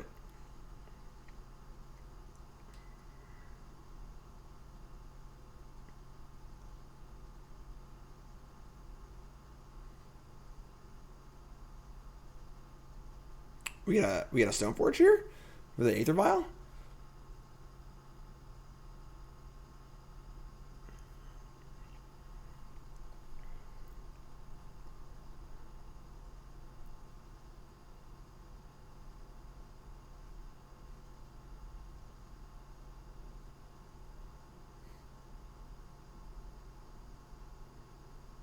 Vial. All right.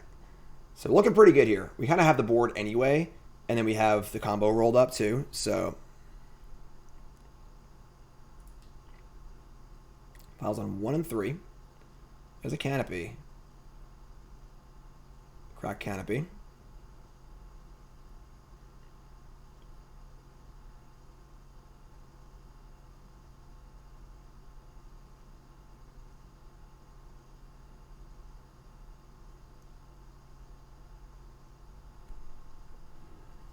Canopy, Desperation.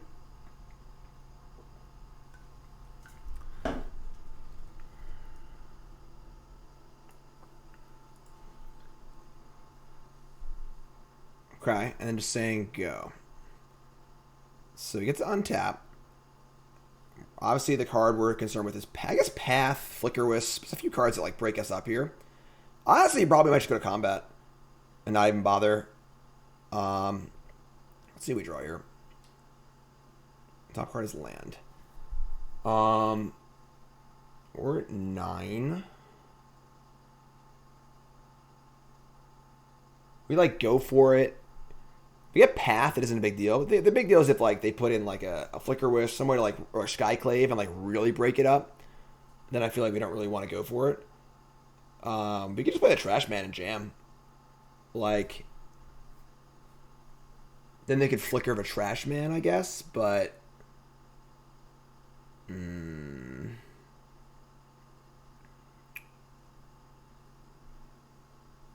I would love to be able to play 2 spells this turn. We can't do that. If we draw the Hobble, we can. We can do 2 spells next turn. Yeah, I'm going to play Trash Master.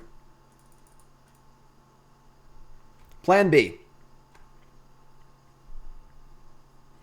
So you've got a plan A, but you're resorting to plan B anyway? My alphabet's all screwed up.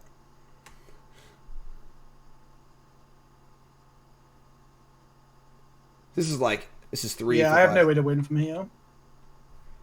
Alright, so we're just gonna jam. I mean, like, could get flickered here, but I think we're just like winning the regular game. So there's no need to try and combo.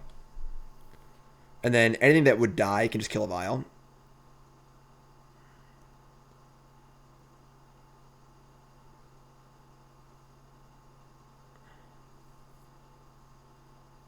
Alright, so that's pretty cool. So now we're gonna smash the vial on 3.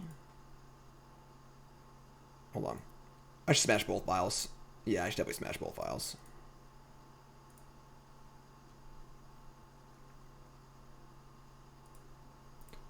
Cause he's the trash man. Yeah, he's the trash man. Even more funny because we're playing as taxes. Cause he's a tax man. Field of Ruin, sure. CC Trash Man's in chat. Alright, so now we get to just untap. We get to Hobble Matron. Again, like, the field breaks up the combos. We can do something else, you know? I mean, they know we have this. We can just, like, Matron for something cool and just attack. Go over Harbinger, they shuffle. So we just keep playing fair. There's always going to go for a combo when they're 5, so... Ho! Let's see if this does something. We actually have a way to kill it, but it would have been fun.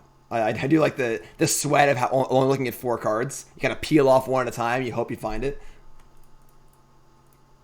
The way this... Oh, you've got... Oh. Yeah, I misunderstood what you said. I misunderstood what you said. I thought you said you had no way to kill it, so you're going to have to risk it. And then I was looking forward to you risking it and getting it anyway. But you also had the Munitions Expert. Cool. Yeah, we opened with 3 experts in our opening hand, which is pretty solid. Yeah, I mean, besides not playing Yorion and playing a non-80 card version of my deck, that's where I think my decision seems to have ended. My draws have been incredibly clunky this game. It was really tough for the one turn that you fielded because, like, I could definitely not have a swamp, and if I don't, it's, like, really, really good for you. But, like, if I do, it's, like, really, really rough. There's someone in my chat was like, Goblins never plays a swamp. Yeah. And then you got one. I'm like, well, I guess they do sometimes. Yeah, my old... Before the Snoop Harbinger combo happened, like, the version of Goblins I played in like, the Mythic Championship in Barcelona or whatever, I didn't play a swamp, because I had my own Field of Ruins. But once you're playing the Harbingers, you're playing, like Thoughtseize and Path and Push in the board, you usually play 1 swamp. So we're the Sling Gang here. Oh, I'm talking. Oops. Ringleader 2, yeah, we're in pretty good shape here. So I think we're still playing match number 3. Obviously, it's up to Kenobi, but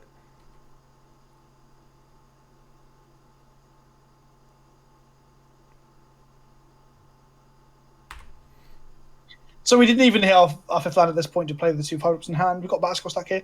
There's a point where like cracking my silent clearing was questionable because I might get to play a Battle or draw a land. But then I drew the Battle for silent clearing, so it's like all like... Yeah, I don't think I should like think about drawing my one other 5-drop in my deck when I'm playing like a 60 8-card deck at that point, right? Yeah, for sure. I mean, your draws this game are obviously really, really awkward. Like the Vial on turn 4, the Vial on turn 5, like everything kind of just out of order for sure. All right, then. On to Legacy. But I lost, so I can pick the play. Yes. This is embarrassing if I get to go play on all 3 rounds and then lose all of them, right? Well, we're still alive here. You know, the brooms aren't out yet. You know, the day has been won, but the brooms are still in the closet. I thought you were like making a reference towards witches. It's like, which reference is playing witches? Oh, okay. I didn't get it first. Yeah, I got it. Yeah, like, I guess we don't call them. Do we call? I don't know. I don't talk about brooms very often. It was it's a sweep reference. So like usually in sports here, if you're gonna be swept, you know, get the brooms out, get the brooms out.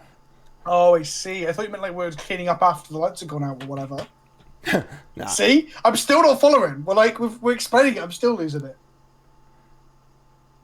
Right, I'm sending you a challenge. Oh, those games have been so rough. If I see another Snoop, I might just like auto concede. I don't think there's Snoop in my legacy deck, so no more Snoops. There isn't, right?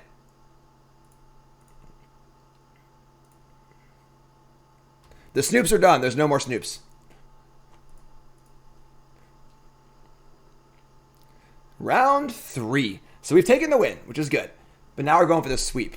We were embarrassed by Merfolk in our first Mogg challenge or Mogg Showdown. So we got to try. This is your play, right? Yeah. Yes, I get to play each time, which is nice. Ooh. We got to keep this hand. We got to keep this one. We get wasted. We sold the Vial. So yeah, losing to Merfolk week 1, we had to get some revenge. And, well, this is pretty good. I do think that Goblins is mostly favored against taxes in most of the formats. So it definitely is. I went in with a slight edge, but we're keeping this hand. We are keeping this hand. Goblin taxes. Good luck. Good luck. Good luck. There she is.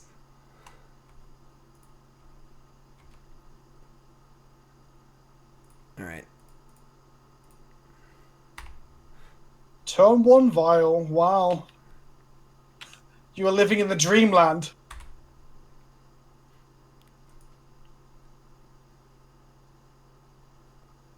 Yeah, I guess in theory Goblins is favored against Merfolk, but I did lose, so. Caracas. Thalia, sure. That actually screws our hand up. It's pretty funny.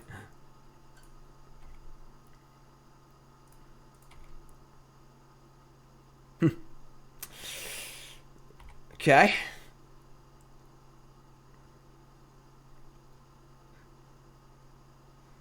Thalia being good against Goblins. Who would have thought? Who would have thought? That's awkward. That's annoying.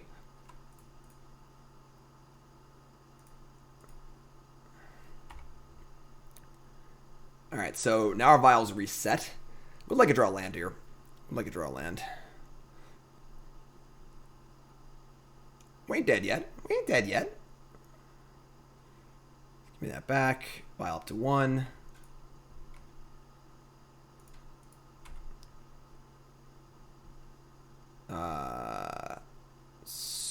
So we're to cast another Vial here. It is funny. The Thalia was actually really good. So I had a second Vial. That's like the best Thalia's ever been against Goblins. That's something. I'm glad to hear it's doing something. Because I was looking at the Thalia in my first hand, and then this hand, I was like, well, it's good at blocking lackeys, I guess. I guess we, I don't want to get wasted. But I also want to get, I guess I'm going to risk getting wasted. Play Vial number 2. Say go. Get this train rolling here. Maybe that was dumb. So I have a Gem Palm in my hand too. Like we should have other runes. We need to like set up a turn where we can like double shoot or something. Schadenport. Portia. So So we're waiting for Lackey to get in. It's pretty hard for Lackey to get in. Pretty hard. I forgot about Mary Thalia for a second there, which is a thing I haven't done in a while. I was about to play a non-land that I can't.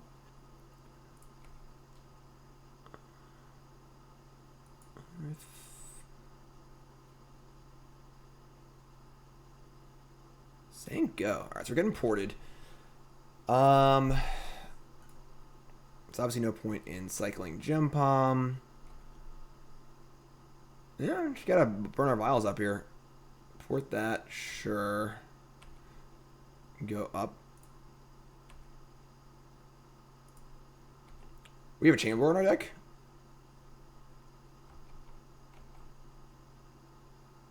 Not in the main. Not in the main. We have Pashik Bonds.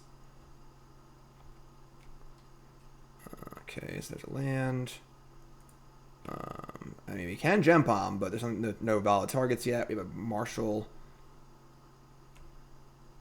Yeah, I mean, like, we could just pop the vial up to 6, honestly. That might be where we go.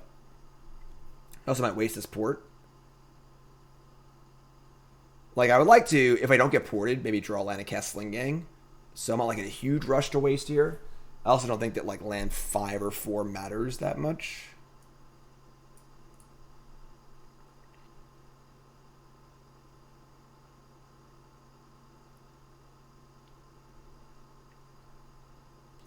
Appreciate everyone hanging out, of course. Mogg Monday. Mogg Monday Showdown has been very popular so far. I really appreciate everyone hanging out, and hopefully you're all enjoying this content. The first of every month will be the Mogg Monday Showdown. You know, of course, we do Mogg Monday every Monday, but the first Monday of the month will be a showdown. Let me know who you want me to challenge next month. I have a few ideas in mind.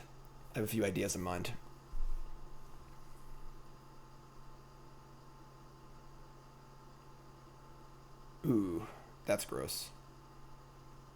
No. Ooh. Okay. That's a problem. That's definitely a problem. How many Gem Bombs do we have? 1?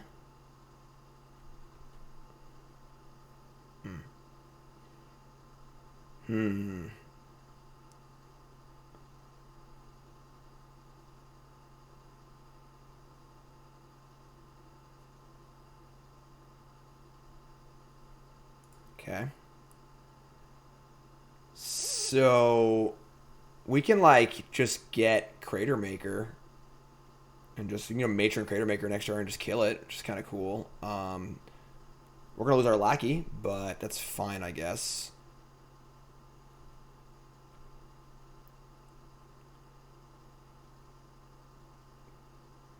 What if?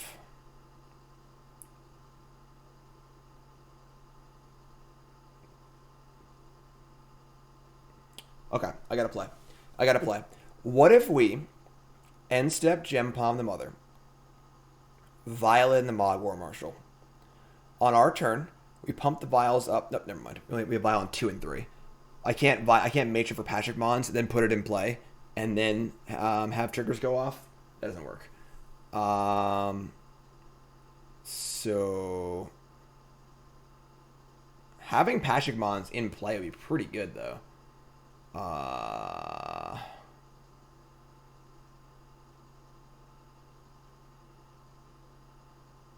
We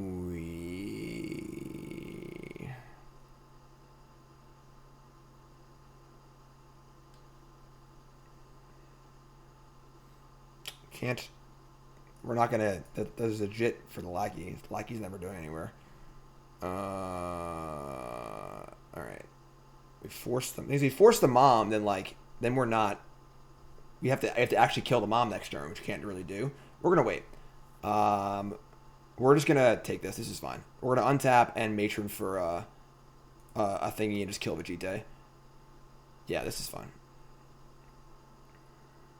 There's no reason to fire off our Gem Bomb if we're not gonna kill Mother next turn. So just gonna kill Lackey immediately. Okay.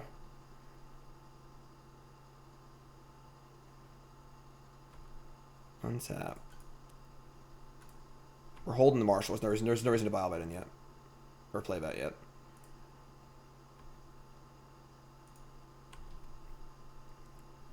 Cavern of Souls. Not bad.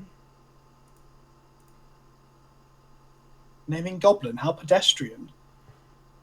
I'm so basic. Need to get this. Oh, matron. I have my own mother. She's not Do you not as pleasant looking, but she's still a mom. At least she's looking after a child. Mother Rune just pretends. Just stares at this little imp man drinking coffee. That is true. Yeah, she's just all show, no actual, mothership here. Goblin Matron gets the work in, for sure. Goblin Matron's cooking and looking after the kids. Mother Rune's dropped them off with the childminder who's now drinking coffee at an expensive cafe in the Midtown.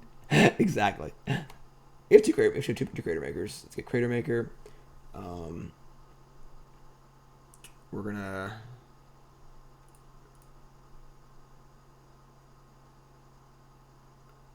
gonna waste. Am I gonna waste? Do you have carry-on movies in the States where you, or did you have them back in the day, Jim? Do I have what? The carry-on movies, Carry On Camping, Carry On Doctor, Carry On Up the Khyber. They're British comedy movies. Did they make them to the States? Nah, I never heard of it. There's a hospital one where this character goes, "Oh, matron." It's just a thing that was. I guess it was like yeah. I often say one of the things I enjoy most about streaming is that I can just make whatever obscure reference like that. I can just fire it off, and someone in chat will always get it. So I'm sure someone in my chat knows exactly what you're talking about for sure. Yeah. See, it makes you feel like a relatable content creator if you keep saying stuff like that. Right. Kill this. They kill that. And we're gonna play. Don't want to waste their waste. That's fine. That's fine. We are dying to Flicker Wisp, which is kind of a problem, but I also want to cast... I mean, we have Sling Gang lined up. I think we're going to 6 on our Vial for Muxus, so I think we're just wasting. We're going to play Marshall and just waste. I'm going to waste the Wasteland.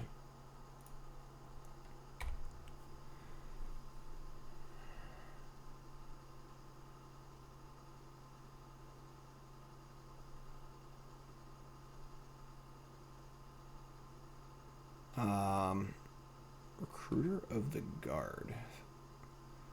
There's some like really good anti-goblin card. We're just getting ported. Toughness 2 or less. Flicker Wisp again. Hashik Bonds would be really good. We need to burn our matron, unfortunately, but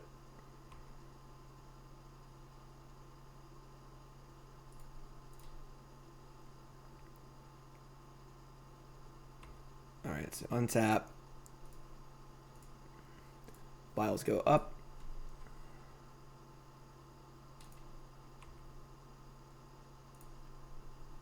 Send in our Sling Gang. So 2 turns till Muxus.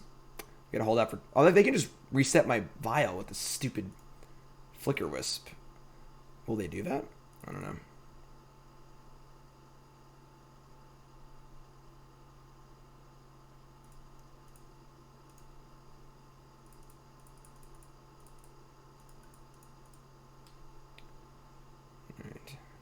First Blood. No, there's been a lot of blood. You've taken 9 points of blood damage. Alright, so draw. Getting ported. Sure. Ringleader. Okay. That kind of plays.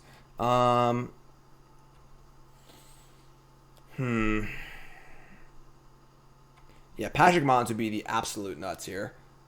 So we gotta just chill. We'll see if, I mean, you can also just Flicker Wisp his own Recruiter of the Guard, kind of like chain up like that, which is kind of cool.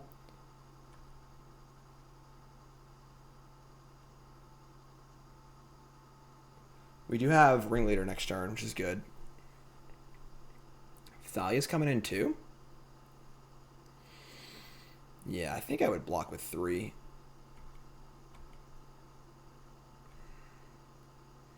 Patrick Mons would be very, very good. We haven't gotten it yet. So when we have a chance to do that, we might do that.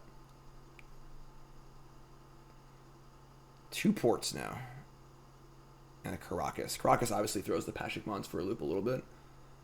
So we know the one card in hand. It is a Flicker Wisp. He could Flicker Wisp his own land to double port me. That's an option. Flicker Wisp the Recruiter.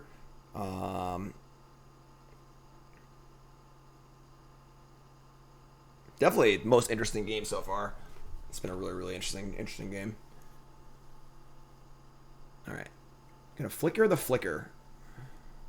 Sure. Then this Flicker comes in, and we'll Flicker the Recruiter. Sure. This is all fine.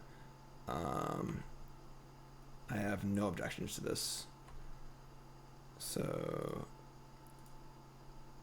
now, once the vial goes to 5, it's pretty clear what's going on. We're gonna vial in response, then go up. So we have this is on 4. We're gonna vial. Put a ringleader. Ringleader says expert lackey. That's nice. We draw land though. This one's, I think, staying on 3. I guess we should go up with that one too, because we can try and get to Muxus faster. There are 2 flyers now, so we're a little bit behind. We really need to draw land. I think I have Gem Palm and Expert. We're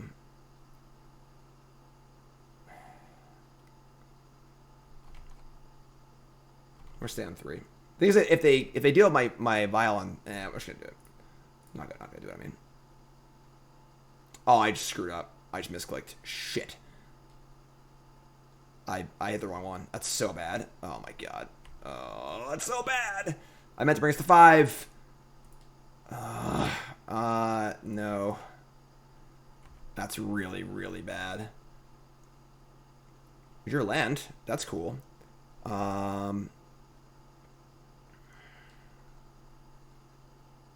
Maybe just full on jam.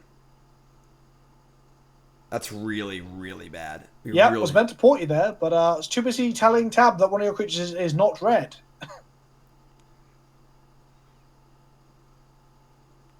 I can't tell him that I made the error because then he'll go after my vial. I guess it's pretty obvious, but... Well, I'm glad it looks like it might not matter. Attack.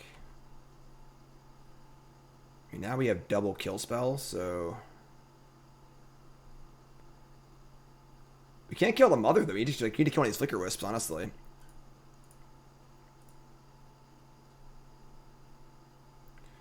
So take 4. And we're just going to say go. Man, not moving the vial up so bad. God, so now you have access to Munitions Expert because I didn't port?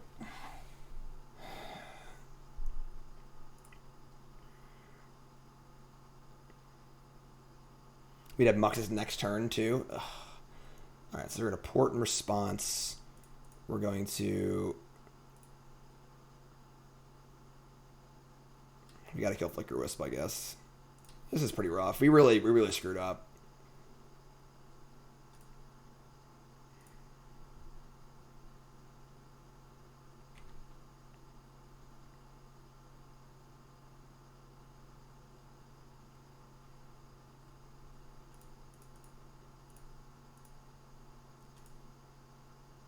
Doesn't matter which one, whatever.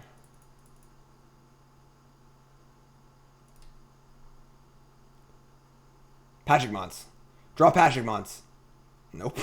Not quite. Oh, no. Oh, no. I can't believe we screwed this up. This vial should be on 5. Oh, no. We gotta hold out for one more turn now.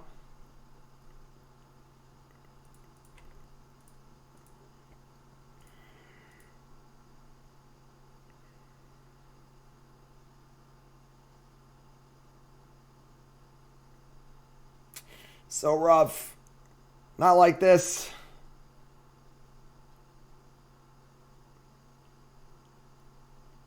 Yeah, we have a little bit of time, but we would have played Muxus next turn. I should have probably brought this up, honestly. 4 and 4. So like if he's able to deal with one, we'll at least have the other one.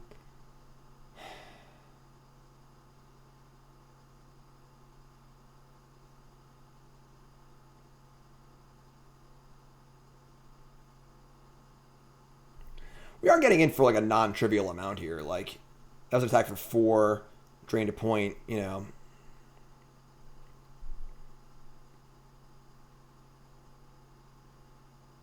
God, I can't believe I didn't do it.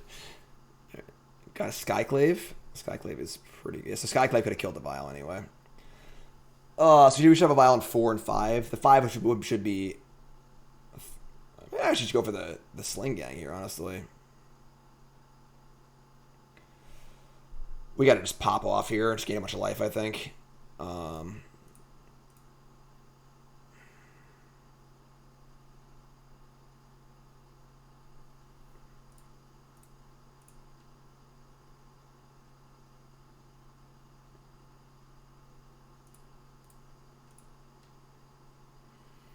The extra goblins in play just like don't matter at all. So we're just jamming. And then do I want a point of life or a possible 4/4? A point of life.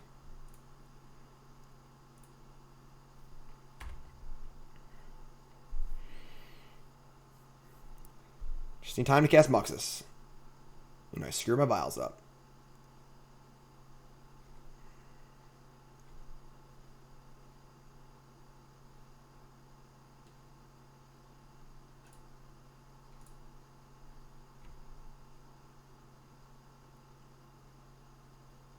Yep.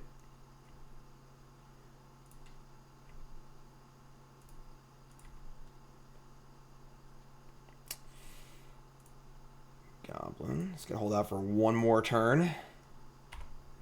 We can do that. We can hold out for one more turn. I would have had 2 Muxus, though. Oh, no.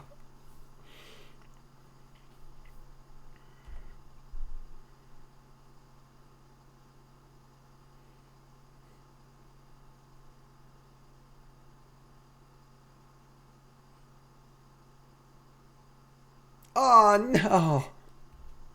I'll go for the expert. There's a chance. Not much of a chance, but there's some chance. It's got to be a really, really good Muxus.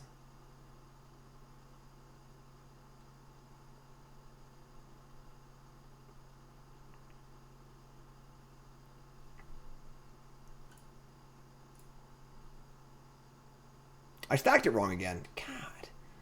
There's no point going now, so...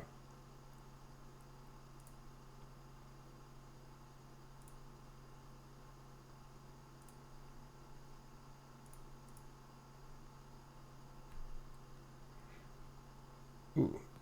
You mean instant speed Muxus to block with? Yeah, that's why I haven't talked in a while. I screwed up like 2 turns ago.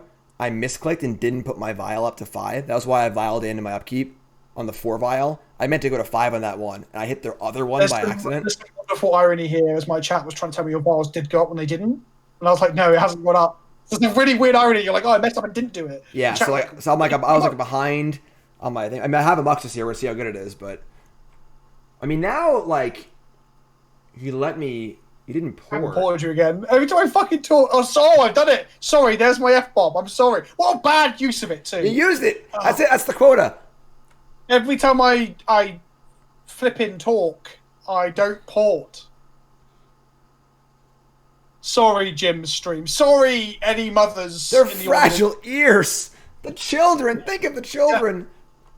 What's in a part of the ear? Is a cochlea in the ear? And now I can just cast the Muxus. So I guess I can just do that. Oh, boy.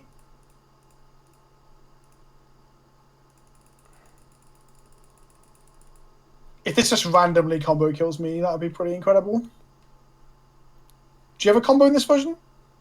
No. Okay, so... I do have a second Muxus, though. Oof. So... This is going to get me a Pashik Mons trigger. And we're going to shoot the mother. Oh, I stacked that wrong. I should have had Muxus first. That was dumb. I stacked that bad. It should have been shoot, then Muxus, not Muxus, then shoot. Alright, so... Come on, Daddy! Woo! Is that good? It's a lot of stuff. Yeah, I've lost, haven't I? To double Muxus. Yeah, that's it, actually, because now I can... I can get a sling There's a down. million decision moments in this game where I probably could have been more aggressive.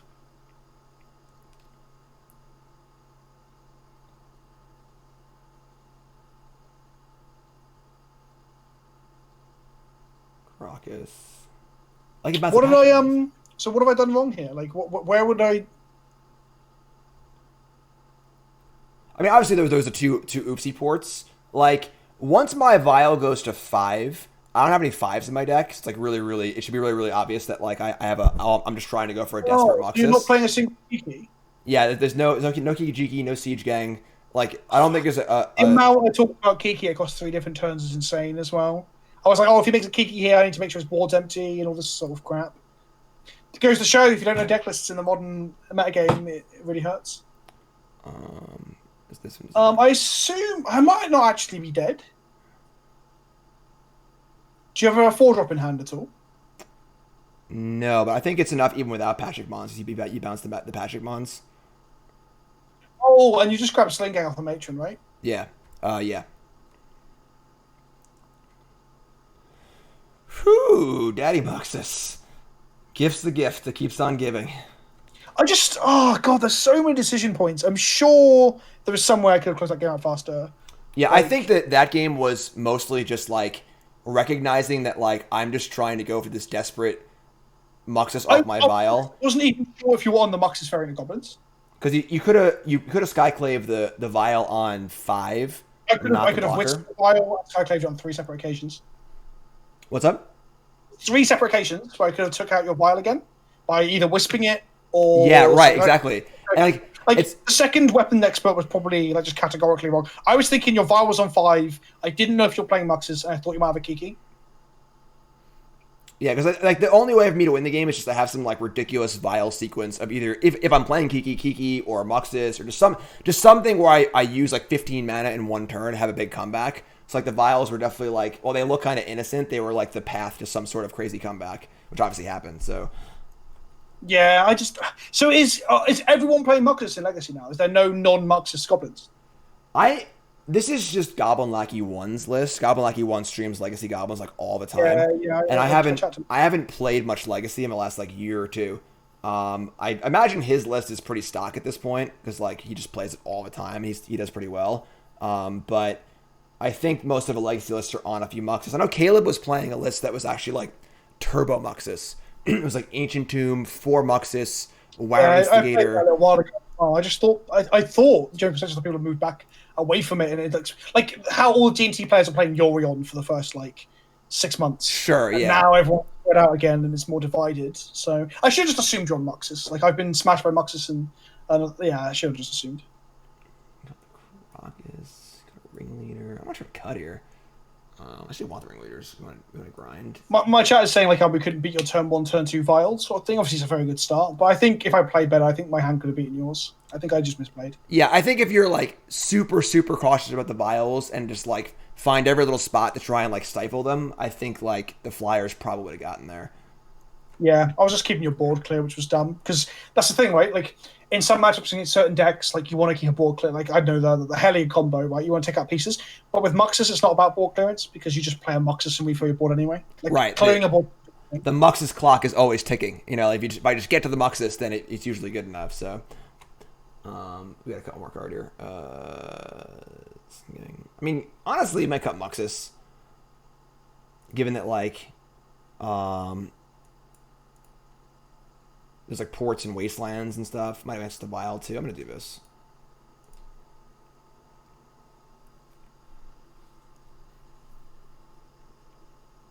The Krenko vs. Thalia dual deck? There's no Krenko vs. Thalia dual deck, is there?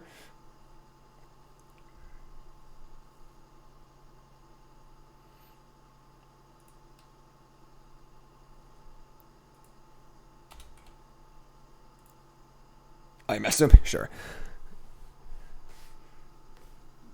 Chat's calling for the broom. Oh. Ooh, this sounds good. Pyrokinesis.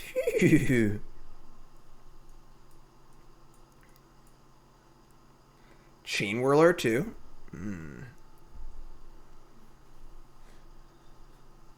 Yeah, we're keeping.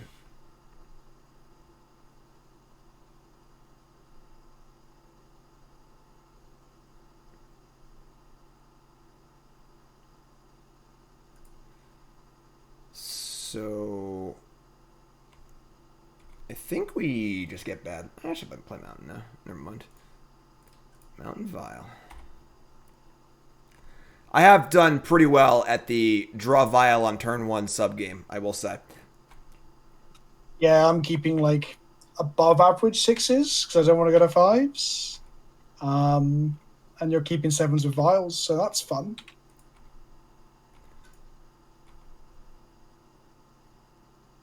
So you get ported, that's fine. If you can detect the salt in my voice chat, it's real. Lackey? That's sneaky. It's a little sneaky Lackey. Play Mesa and say go. Not sure everything good to put in, but...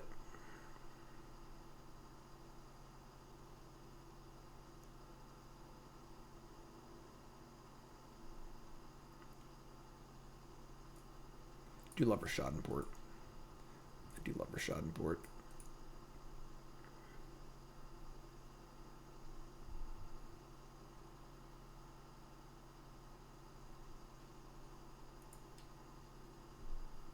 I want to remind everyone that follow button, of course, watching on Twitch, watching on YouTube. Make sure you like, comment, subscribe.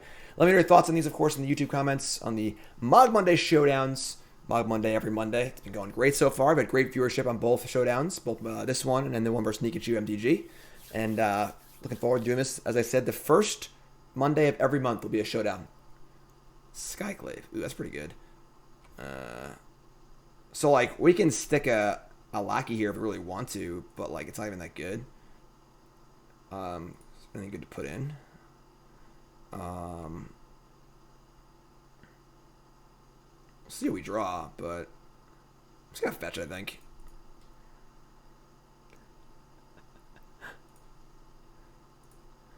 Alright, so untap, draw. Swedish Jam here. I'm gonna jam block and play Chain Whirler. Just take my 2-for-1 and put a Chain Whirler in play. Please tell me you haven't got Munitions Expert into Muxus, Jim. It would be pretty awesome to slow roll that, but I don't, unfortunately. Yeah, we're just gonna jam.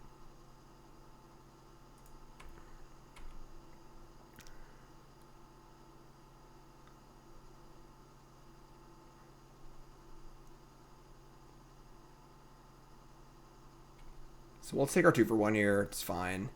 We get a 1/1 too, so.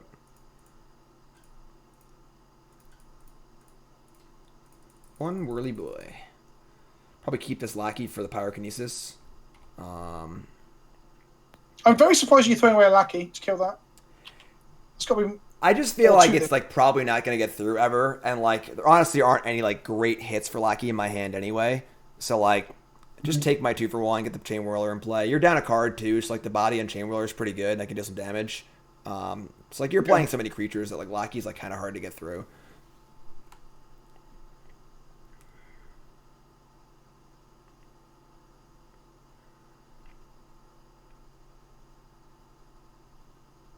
It's not too far to sacrifice a card to do it. That's true. It's a 1-for-1. Whatever. Sure. You're right. I mean, we get our thing. You're right. We basically traded Lackey for Skyclave and 1 point of damage and got a 1/1. But they got the Vial too, so whatever. Little Wasteland? Sure. We actually won Commander. We had a pretty stupid hand in Game 3. We turn 4 combo killed. When turn 2... They'll blow your Badlands. Is there a difference between blowing up Cavern Souls and Badlands Edge? You don't have black sideboard cards, right? Other than actual goblins. I don't think I have any black. I mean, like, I have like Surgical Extraction, but like, yeah, I have no castable black sideboard cards. So I would say that killing Badlands is definitely better over killing Cavern of Souls. I mean, Badlands costs about $50 more, right? So I get more value that way. Sure. All right, so we get it ported. We'll port back. Because now we're just ahead on board, so we can just port back.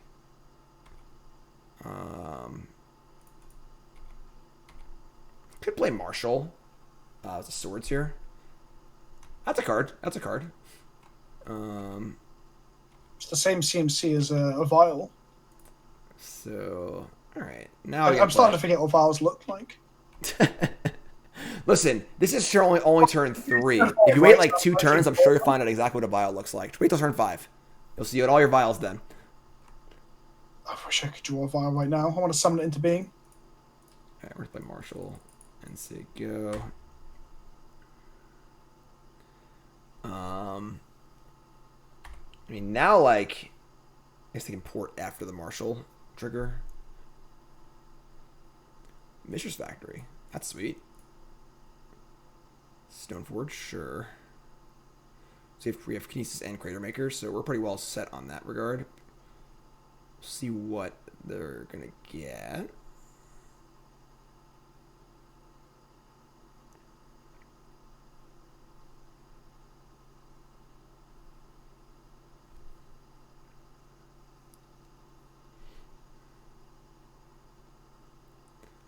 Jite.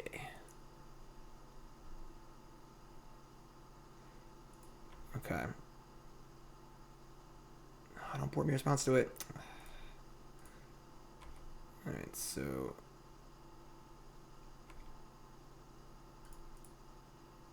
I guess I could port them. Hold on. Porting them in theory keeps them off of Jite. But I just have Crater Maker anyways. I kinda like want them to play it. I'm just gonna play Echo. We're not playing Lackey, so I'll tap like this. Drew Meyer, sure. We don't want to play Lackey because we have a want to hold that for Pyrokinesis, so we're just gonna say go here.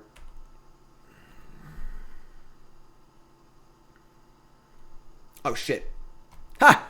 No, I didn't port.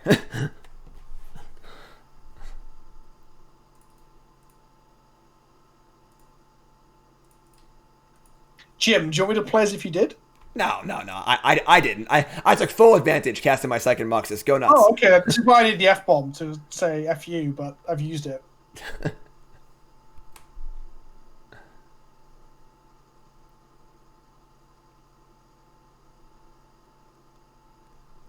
Vial. Okay.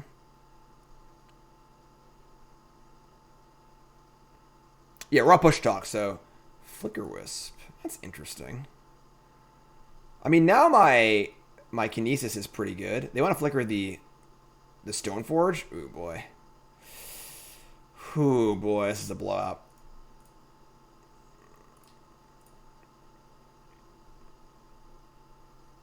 Wow, that's good. It's not too There's shabby. that free red burn spell I joked about in the formats that don't exist, and then didn't think about it at all in this format.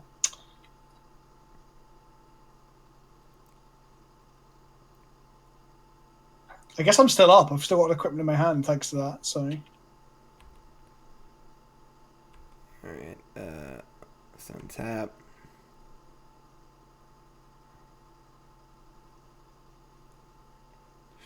Sure. Swedish Jam. Oops. Probably should have, like, cracked the fetch maybe, but... That's why I didn't port. I mean, it's funny because, like, we almost wanted them to legit equip attack. But I think porting's still right. Zodiac, resub, thanks so much. Yeah, my overload looks terrible. It's just a mess. Upkeep. Port. Factory?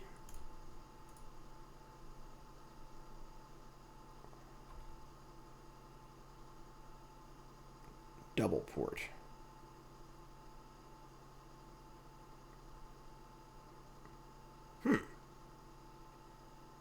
I can't risk you having Muxus next turn, which you almost certainly do, right? You seem to be very good at having them in hand. This is a pretty...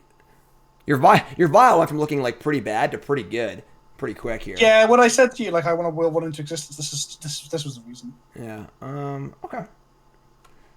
Let's see. So this is like... We gotta keep our Meyer and our Goblin token.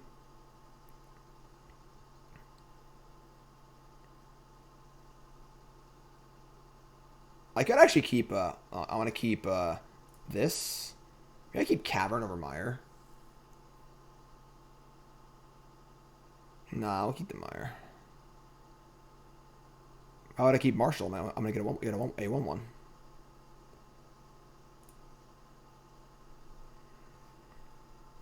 Man, they don't make magic cards like they used to, you know? You mean Cataclysm?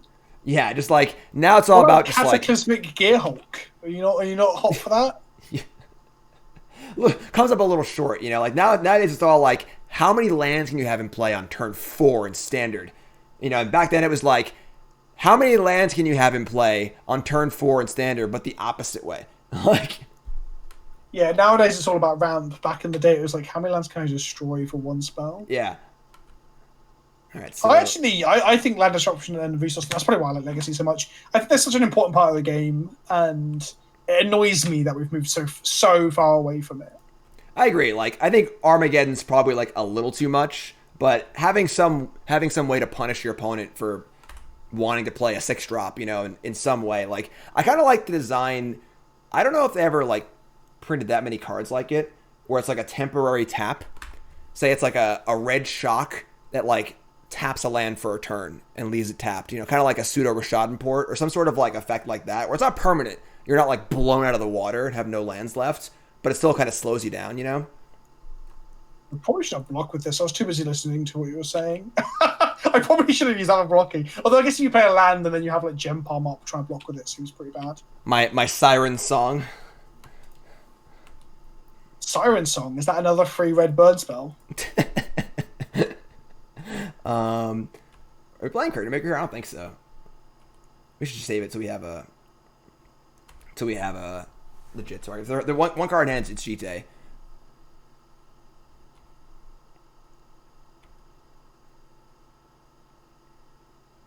I did actually expect Rishadan to be in Modern Horizons. Like that was like my big call. I was saying that I wanted either Port or Wasteland, not both, just one going into Modern, and I had like everyone tell me I was insane. I had like Jerry Thompson like spat out his drink at GP London when I was chatting to him about it. Like people thought I was mad for saying it. So I'm glad someone else of far more respectable stature than myself actually felt a similar way. Yeah, I think Wasteland's probably too much because Wasteland's just like so efficient. But Port, like, yeah, with alongside Loam and stuff, especially. You know, I think Port would be a really cool way to like give like the Taxes decks and the more kind of fair Vile decks a way to interact with like the land decks. And it's still like a commitment. You still have to tap a land in your turn to do it. You know, it kind of slows games down a bit. Like I think Port would be like at the right level for Modern, where Modern is right now. I was about to bring up as what someone in my chat just brought it up. It'd be funny if I was like, you know, going, oh, where's the Wasteland at? And they reveal it. I'm like, there we go. And then they reveal Red in 6 next. I'm like, well, that's not what I wanted. Yeah, actually, let's keep it out of Modern for sure.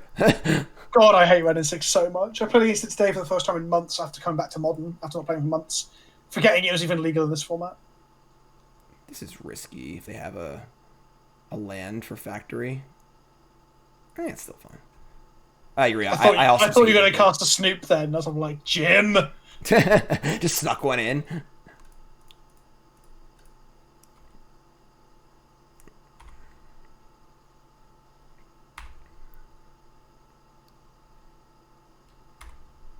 so if they draw land, they can fire up Factory and Jit. We'll lose our War Chief. We get to kill it with the Crater Maker. If they don't draw land, they're at 7, so we're like kind of just killing them. So we could also use the Crater Maker offensively against the Factory if we need to. So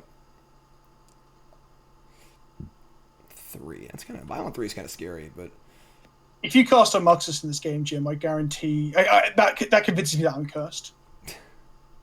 All right, we're gonna fire up the Crater Maker here. Now we have Tarfire too. Well, cool.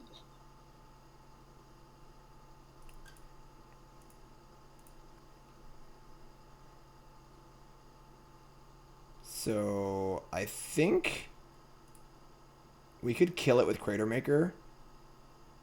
They're gonna block and pump. We can Tarfire in response to the pump. Yeah, that's what we're gonna do.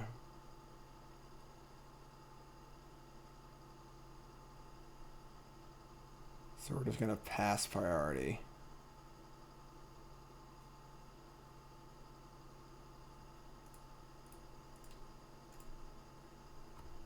I'm sorry, but I've really had it all, like, literally every match. I appreciate you being a good sport about it. Yeah, this is pretty rough. Ooh.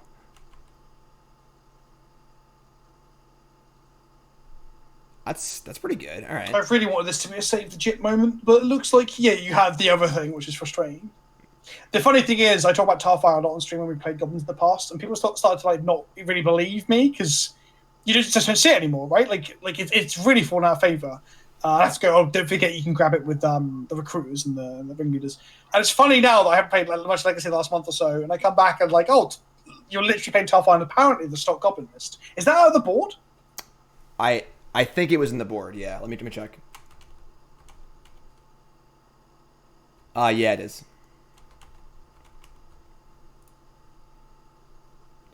All right, so Flicker Wisp, the factory. This is fine because we got to keep the. There's a lot of options here. We got to keep the Crater Maker alive. So now we need to kill the Jite with the Crater Maker. 3. That was a good Flicker Wisp. So now the factory comes back.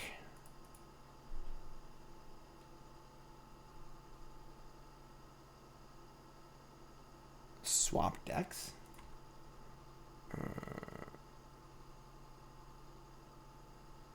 Alright, so Biome 3.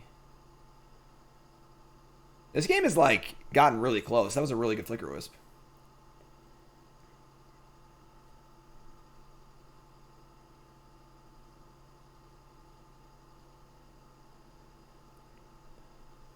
You can Matron for Tarfire, and it kills Plague Engineer. Because your Gem Palms and Experts are usually removal spells, but they can't kill Plague Engineer. Because you usually don't have any goblins in play. This game's got pretty interesting. Indeed. I feel like I'm quite on the back foot though. I guess you drawing lands now is good. That I know it's not like the one card hand isn't randomly muxes, you know. Should have done that upkeep. Iridium tick to 4. Another Wisp. What? Just want to draw a Goblin next turn. We have a lot of good draws. Like basically any castable Goblin's a good draw. Yes, it is a Turtles sippy cup. That is what I have here. There's no reason to kill Jite yet. Just keep this thing in play. Oh, right, boy. What do you draw? I need you to kind of brick here. Oh, this is really, really awkward. It's not. I wish I did kill Vegeta. Oh, boy. You have the same one? Sweet Foxtrot. Okay, so they're at 3.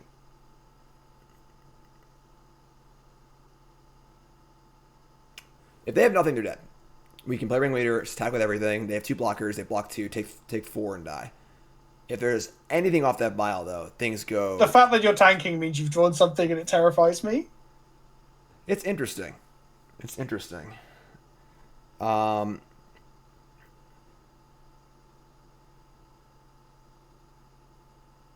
think we just chill. And then we'll just kill Vegeta on the end step. We can also kill a Flicker Wisp on the end step, too, and just like try and go for it. It's such a weird spot. So we can't let the Jite hit, obviously. So we need to keep the mana up for Crater Maker.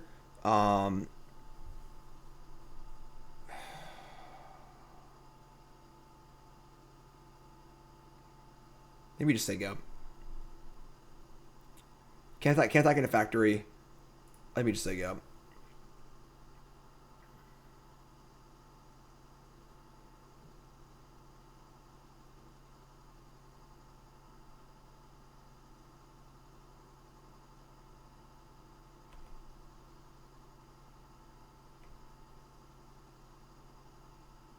There's only 2 Flicker Wisp left, so if he has a Flicker Wisp, like, sure. He also has to like have the patience to not use it at all. You're scaring me, Jim. You're scaring me. I'm scaring myself.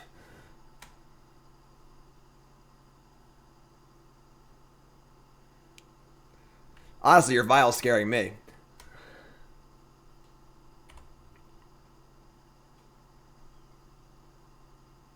Alright, so now... If we kill the Flicker Wisp, like, we probably have lethal. Because now if they flicker the Flicker, it wouldn't come back anyway. And now they're just dead. So, like... But if we kill the Flicker Wisp, and they have, like, Skyclave or something, and now we don't have Answer GT anymore. So, like...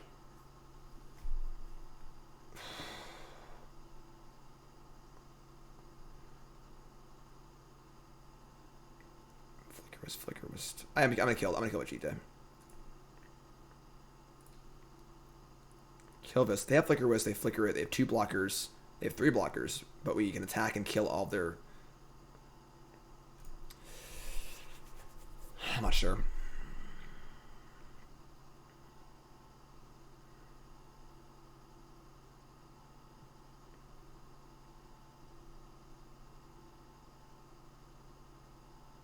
Two mana.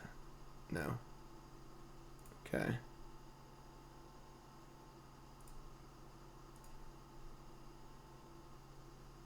Figures. Alright. Ringleader.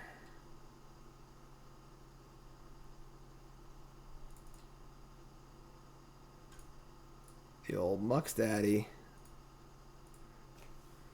Alright, and now we... Our attacks still aren't great. Like, they block and go to 1, but kill our war chief and maintain their factory. I think we just say go. I just don't think the attacks are good. We also have 4 wasteland and 4 port in our deck too, so the factory. I think we just chill. We cast Muxus next turn too, in theory.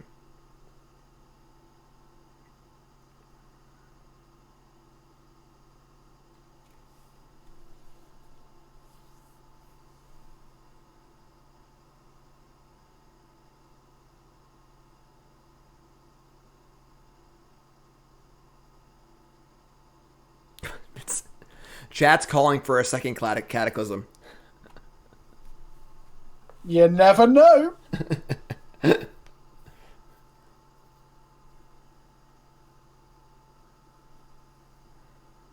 Hmm.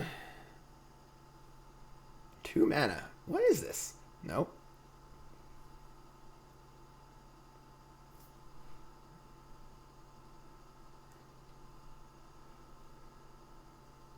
I mean, honestly, Cataclysm wouldn't be that bad because we have Vile in our hand anyway, so... Come on, you can't chat here with that name, my friend. I keep telling you. I'm not trying to be a pain, but you just can't chat here with that name. We just don't do that. That's not how we do things here. Caracas Stoneforge. Vile to 4? Batterskull, sure.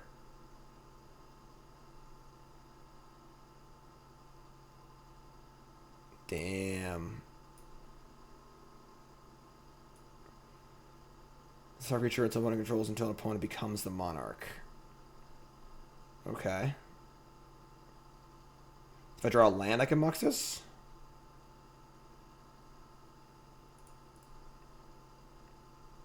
Crater Maker. I mean, that's not a bad draw.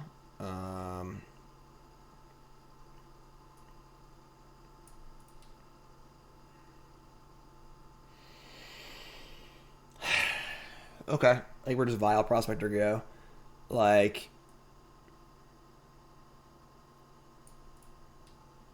We Independent Monarch. Yeah.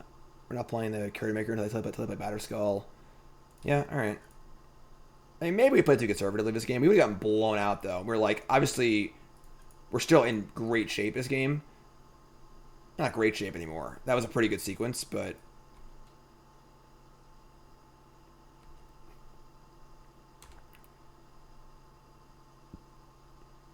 I can play Muxus at the cost of literally everything, and I'm not ready to do that.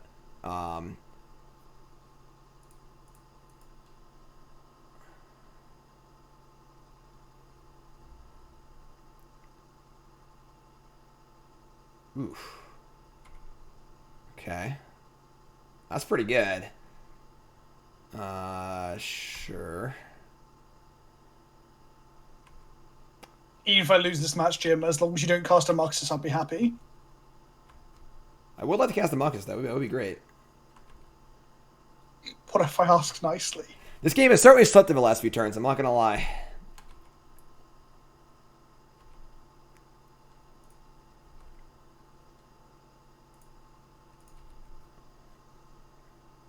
Wasteland. Okay.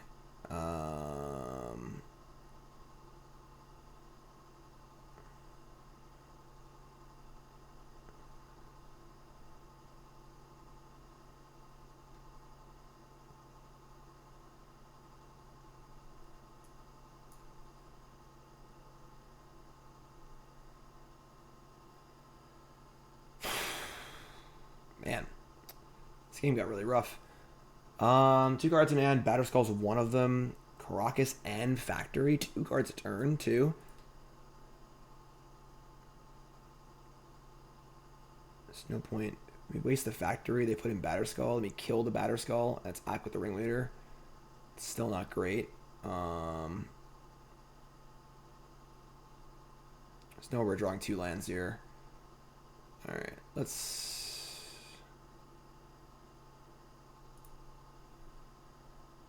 waste the Factory.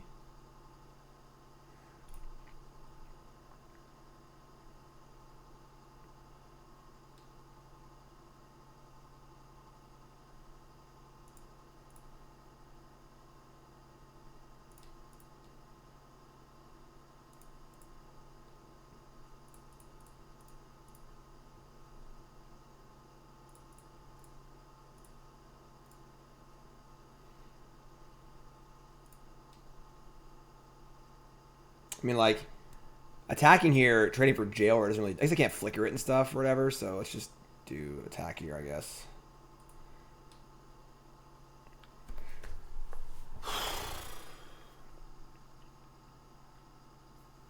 We need to draw a heater or 2. Or wait till Vile gets up to 6. One or the other.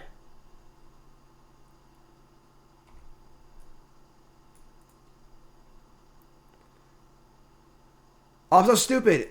Oh, I just screwed up. I'm such an idiot. I guess they just get it right back. Well, I'll get my roster back. Yeah, I just screwed up. I screwed up. I just for some reason in my mind I had enough attackers they had enough blockers because they forgot to tap the Stoneforge. So I just screwed up. I had counted Stoneforge as a blocker in my earlier calculations that turn.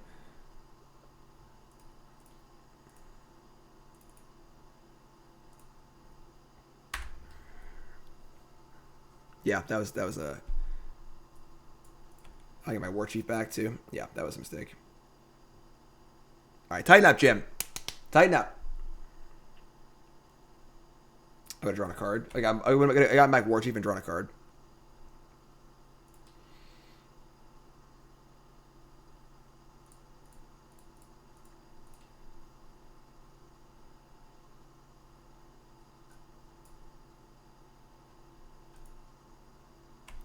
Mother.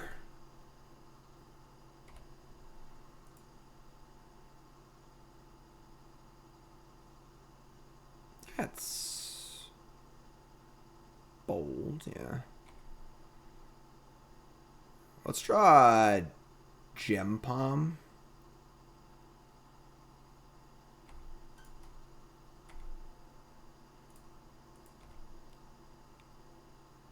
Matron. That's not bad. So now we can Matron for... There's no other 4 drops in the deck, right? Matron for Gem Palm. Kill Mother.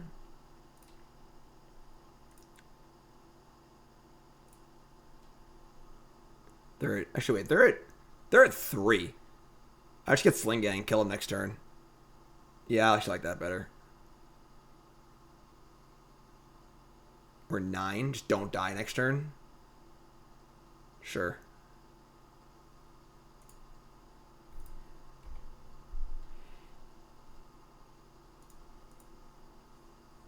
Just gotta make sure I go to my turn with at least 2 goblins in place so they can't swords it in response. Shite and Batterskull are gone, so they can't gain. Oh, they get swords their own creature. That's not good. That's not good at all. Time bomb sticking.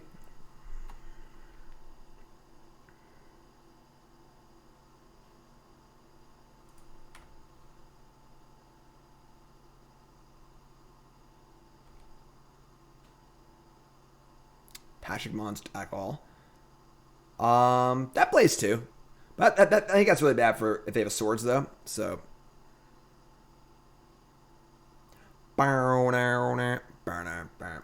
again, like I'm thinking whether I wasn't aggressive enough, but I don't think there was anywhere I could be more aggressive with the bodies that I've got. Like there's I guess I could be attacking with Stoneforge basically at this point. Yeah, that's kind of it, right? Yeah, I screwed up like a turn ago where I had counted in my like early turn evaluation of Stoneforge being a blocker and then I made you tap it for the thingy. So I actually had 3 attackers to your 2 blockers, and just like didn't take the monarch. Yeah, it was strange when you didn't take the monarch and just threw the 2 away. I just kind of like earlier in the turn, I was like, oh, you have 3 blockers, I have 3 attackers, but I kind of forgot that this Stone should be tapped. But yeah, I mean, like that's fair. The fact that you're at 3 is the problem here, because you have to like came back into the game really well with a few good draws, and like you killed my things, and like all of a sudden now I'm in a bad board state. But you're just at 3, you know, like where I would have gotten like Gem Palm there and like tried to kill your Mother runes, and like maybe your Flicker Wish just gets me before I can do anything. Like I have Muxus in my hand, I've had it forever, but like I just can't. Yeah, because it was revealed earlier. I saw it. Right, I just can't do anything with it because like the Prospector died, and like I could have cast it the turn up at Prospector, but I had to sacrifice my entire board to do so. Yeah, I was kind of hoping you would. Well, no, not hoping. My theory was like you have to go all in on it, and it could whiff. I guess not that it ever does. Here, I was draw a Wisp or a Skyclave to take out your Vial, and then hope you didn't draw another land to give me another turn, but I didn't. Yeah, because like I think that like I made a lot of plays this game that were very safe, where like I'm like way ahead. I can go for the kill. Like I had the kill like 5 turns ago if you had nothing, but if you have something, I get blown out. So like I've been taking the safer line every time, but like it's allowed you to kind of like find the right card here and there to kind of keep breaking me up. So like not playing Muxus off the Prospector was like probably safer because I could just wait a turn, have more goblins in play. But then Skyclave punishes me, so like maybe I should have played it. I'm not sure. Yeah, it's a weird game. A good game. Don't get me wrong. A good game. I think I'm gonna have to hit in.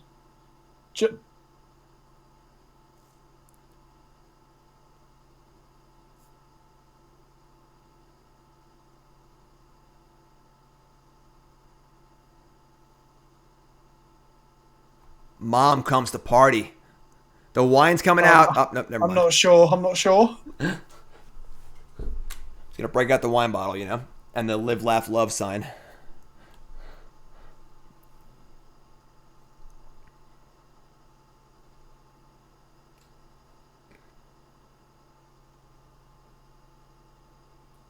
Here they are. All right, so yeah, we just want to not die here, and go into our turn with 2 goblins in play.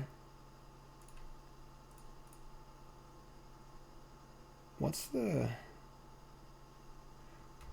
the new like Walking Dead human card do? Oh, Rick Steadfast Leader. Yeah. He's not got flash. He is 4 though of the vial. He gives humans +2/+2, and then a choice of 2 keywords. And there's like 4 keywords to choose from. Okay. So it wouldn't. Wow, it would give Mother extra, yeah. Yeah, so you only actually have 1 human in play. Okay. Also, I think you only need 3 humans in play for the pump to work. Oh, okay. Well, maybe it's 4. Oh no, but he makes 2/1/1s. I don't know. I've literally played him in like 3 different Legacy leagues. I can't remember what he does, and that's only been like a month ago. Just there's so much Magic cards. It's so hard to remember. But yeah, I see what you mean. That could be a thing to play around. Yeah, I'm trying to think of like what card could I die to here. So I also want to keep enough goblins in play where if you have swords for my sling gang, I guess I'll kill you in response. So I need to have 3 goblins in play total. Yeah, well.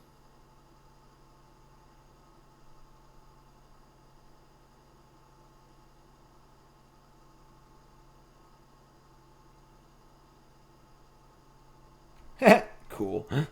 Okay. Yeah, this is some desperation stuff going on. So I think we're still good on the vial, so.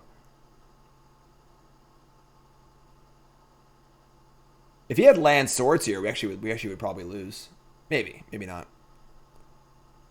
Like he gets Muxus into it, that is true. So we want to keep this and this and this.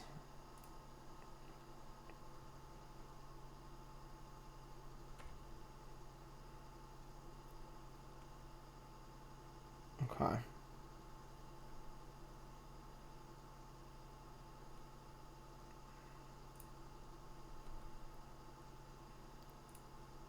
Better take up that vial. Oh, it's brutal. Being a DT player, taking up to 4, it's useless on my side now. But now you can just you play more than 1 sling gang, right? Yeah, it's 2 sling gangs.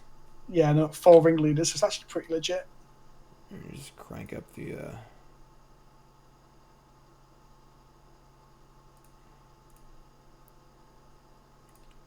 Swords? Has the swords. Or path. That's cool. Okay. Swords would be a bit better. I don't know. Okay.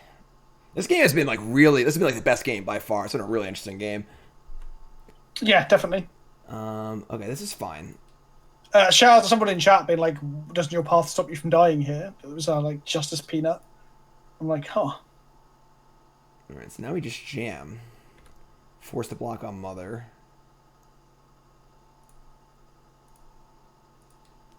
Our Vial's a 4 now, I have too. to block that. Don't want to see a Muxus right now. You gotta protect Mom, all right? You gotta keep Mom out of harm's way. But your Vial's on 4 as well.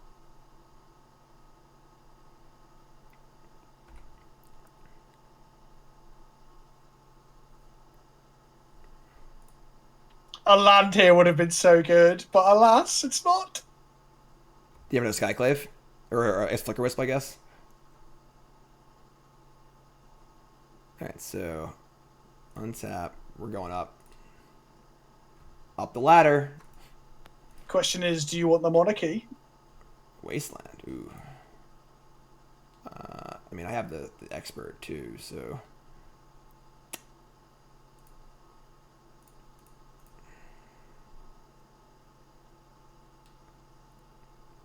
Whoa! What a crazy game.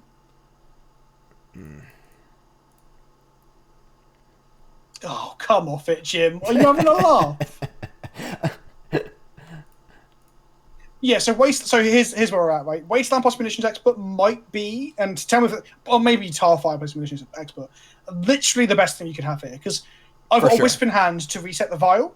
So if I hit a land, I could reset the vial. I've got Containment Priest off the top deck from the monarchy. But you going Wasteland into munitions expert is legitimately the best thing, I think. I can't think of another thing that's better. It's definitely the story of the day. You know, that is definitely the best possible too. I also like your crown, please, too. You're lucky you're PG-13, Jim. I'm testing your resolve. Damn it, Jim! I'm a dog scientist, not a king. I don't know. I was trying to do a Star Trek thing because I haven't really ever got to do that. All right. I can't believe you had a Wasteland and a removal spell. That's so irritating. Oh, and to punctuate the whole thing, the turn 19 Aether Vial. There we are, chat. It's actually turn 19. I thought you were being hyperbolic, and I looked down. It's actually turn 19. What a crazy game this has been. Turn 19 Aether Vial. Just gonna activate it now, I guess, and then pass the turn and see what Muxus does. Show me what your Muxus do. One last Muxus.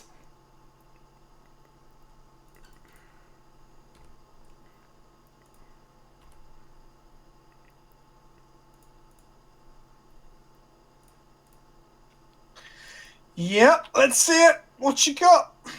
Jesus. Pretty good. Pretty good. I mean, in the grand scheme of things, I guess that's an average Muxus. That's pretty good. I mean, four hits, 2 matrons. 100% is good. And matrons just aren't very hot when there's been double cataclysms cast this game, I guess. But it's great. I mean, I think this game was very interesting, and I don't think I made any huge mistakes. I think game 1 I could have been more aggressive to try and get a game out of you, and then get to have a game 3. But yeah. Still had all these, Jim. Still had all these.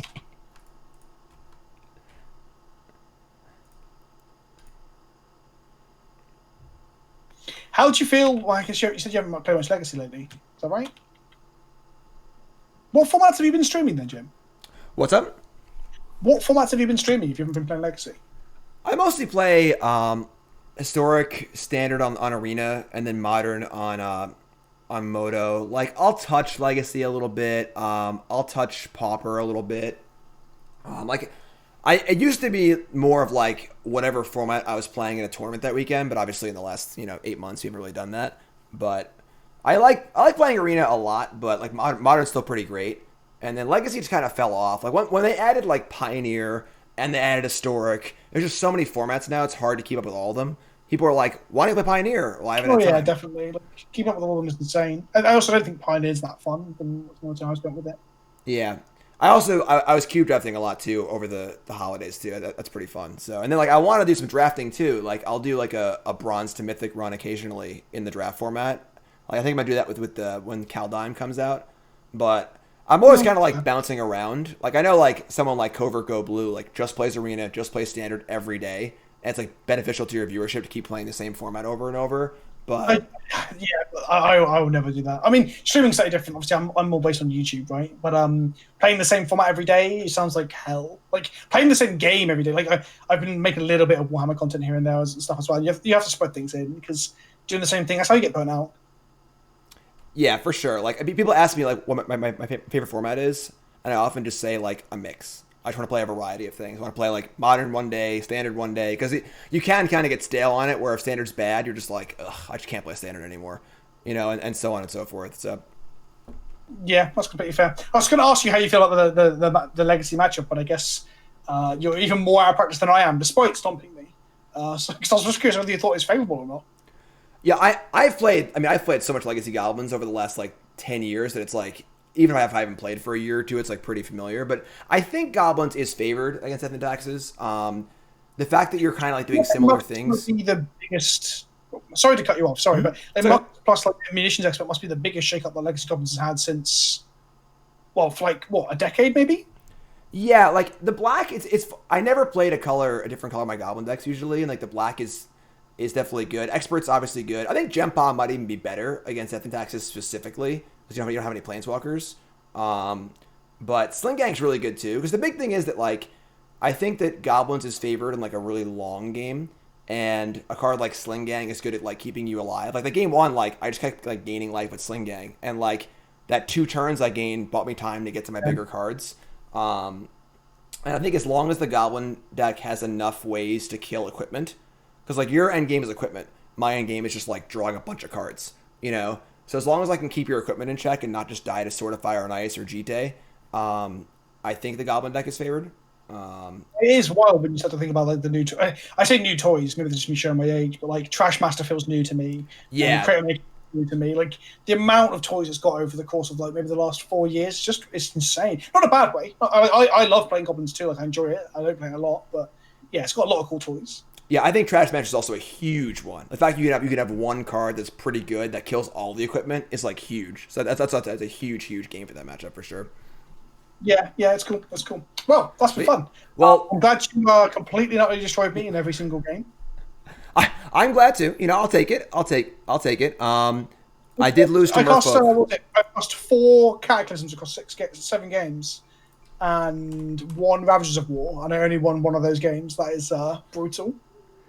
Yeah, I had the vials at the right times when you cast the Cataclysm, so I guess I didn't have it the first time, but...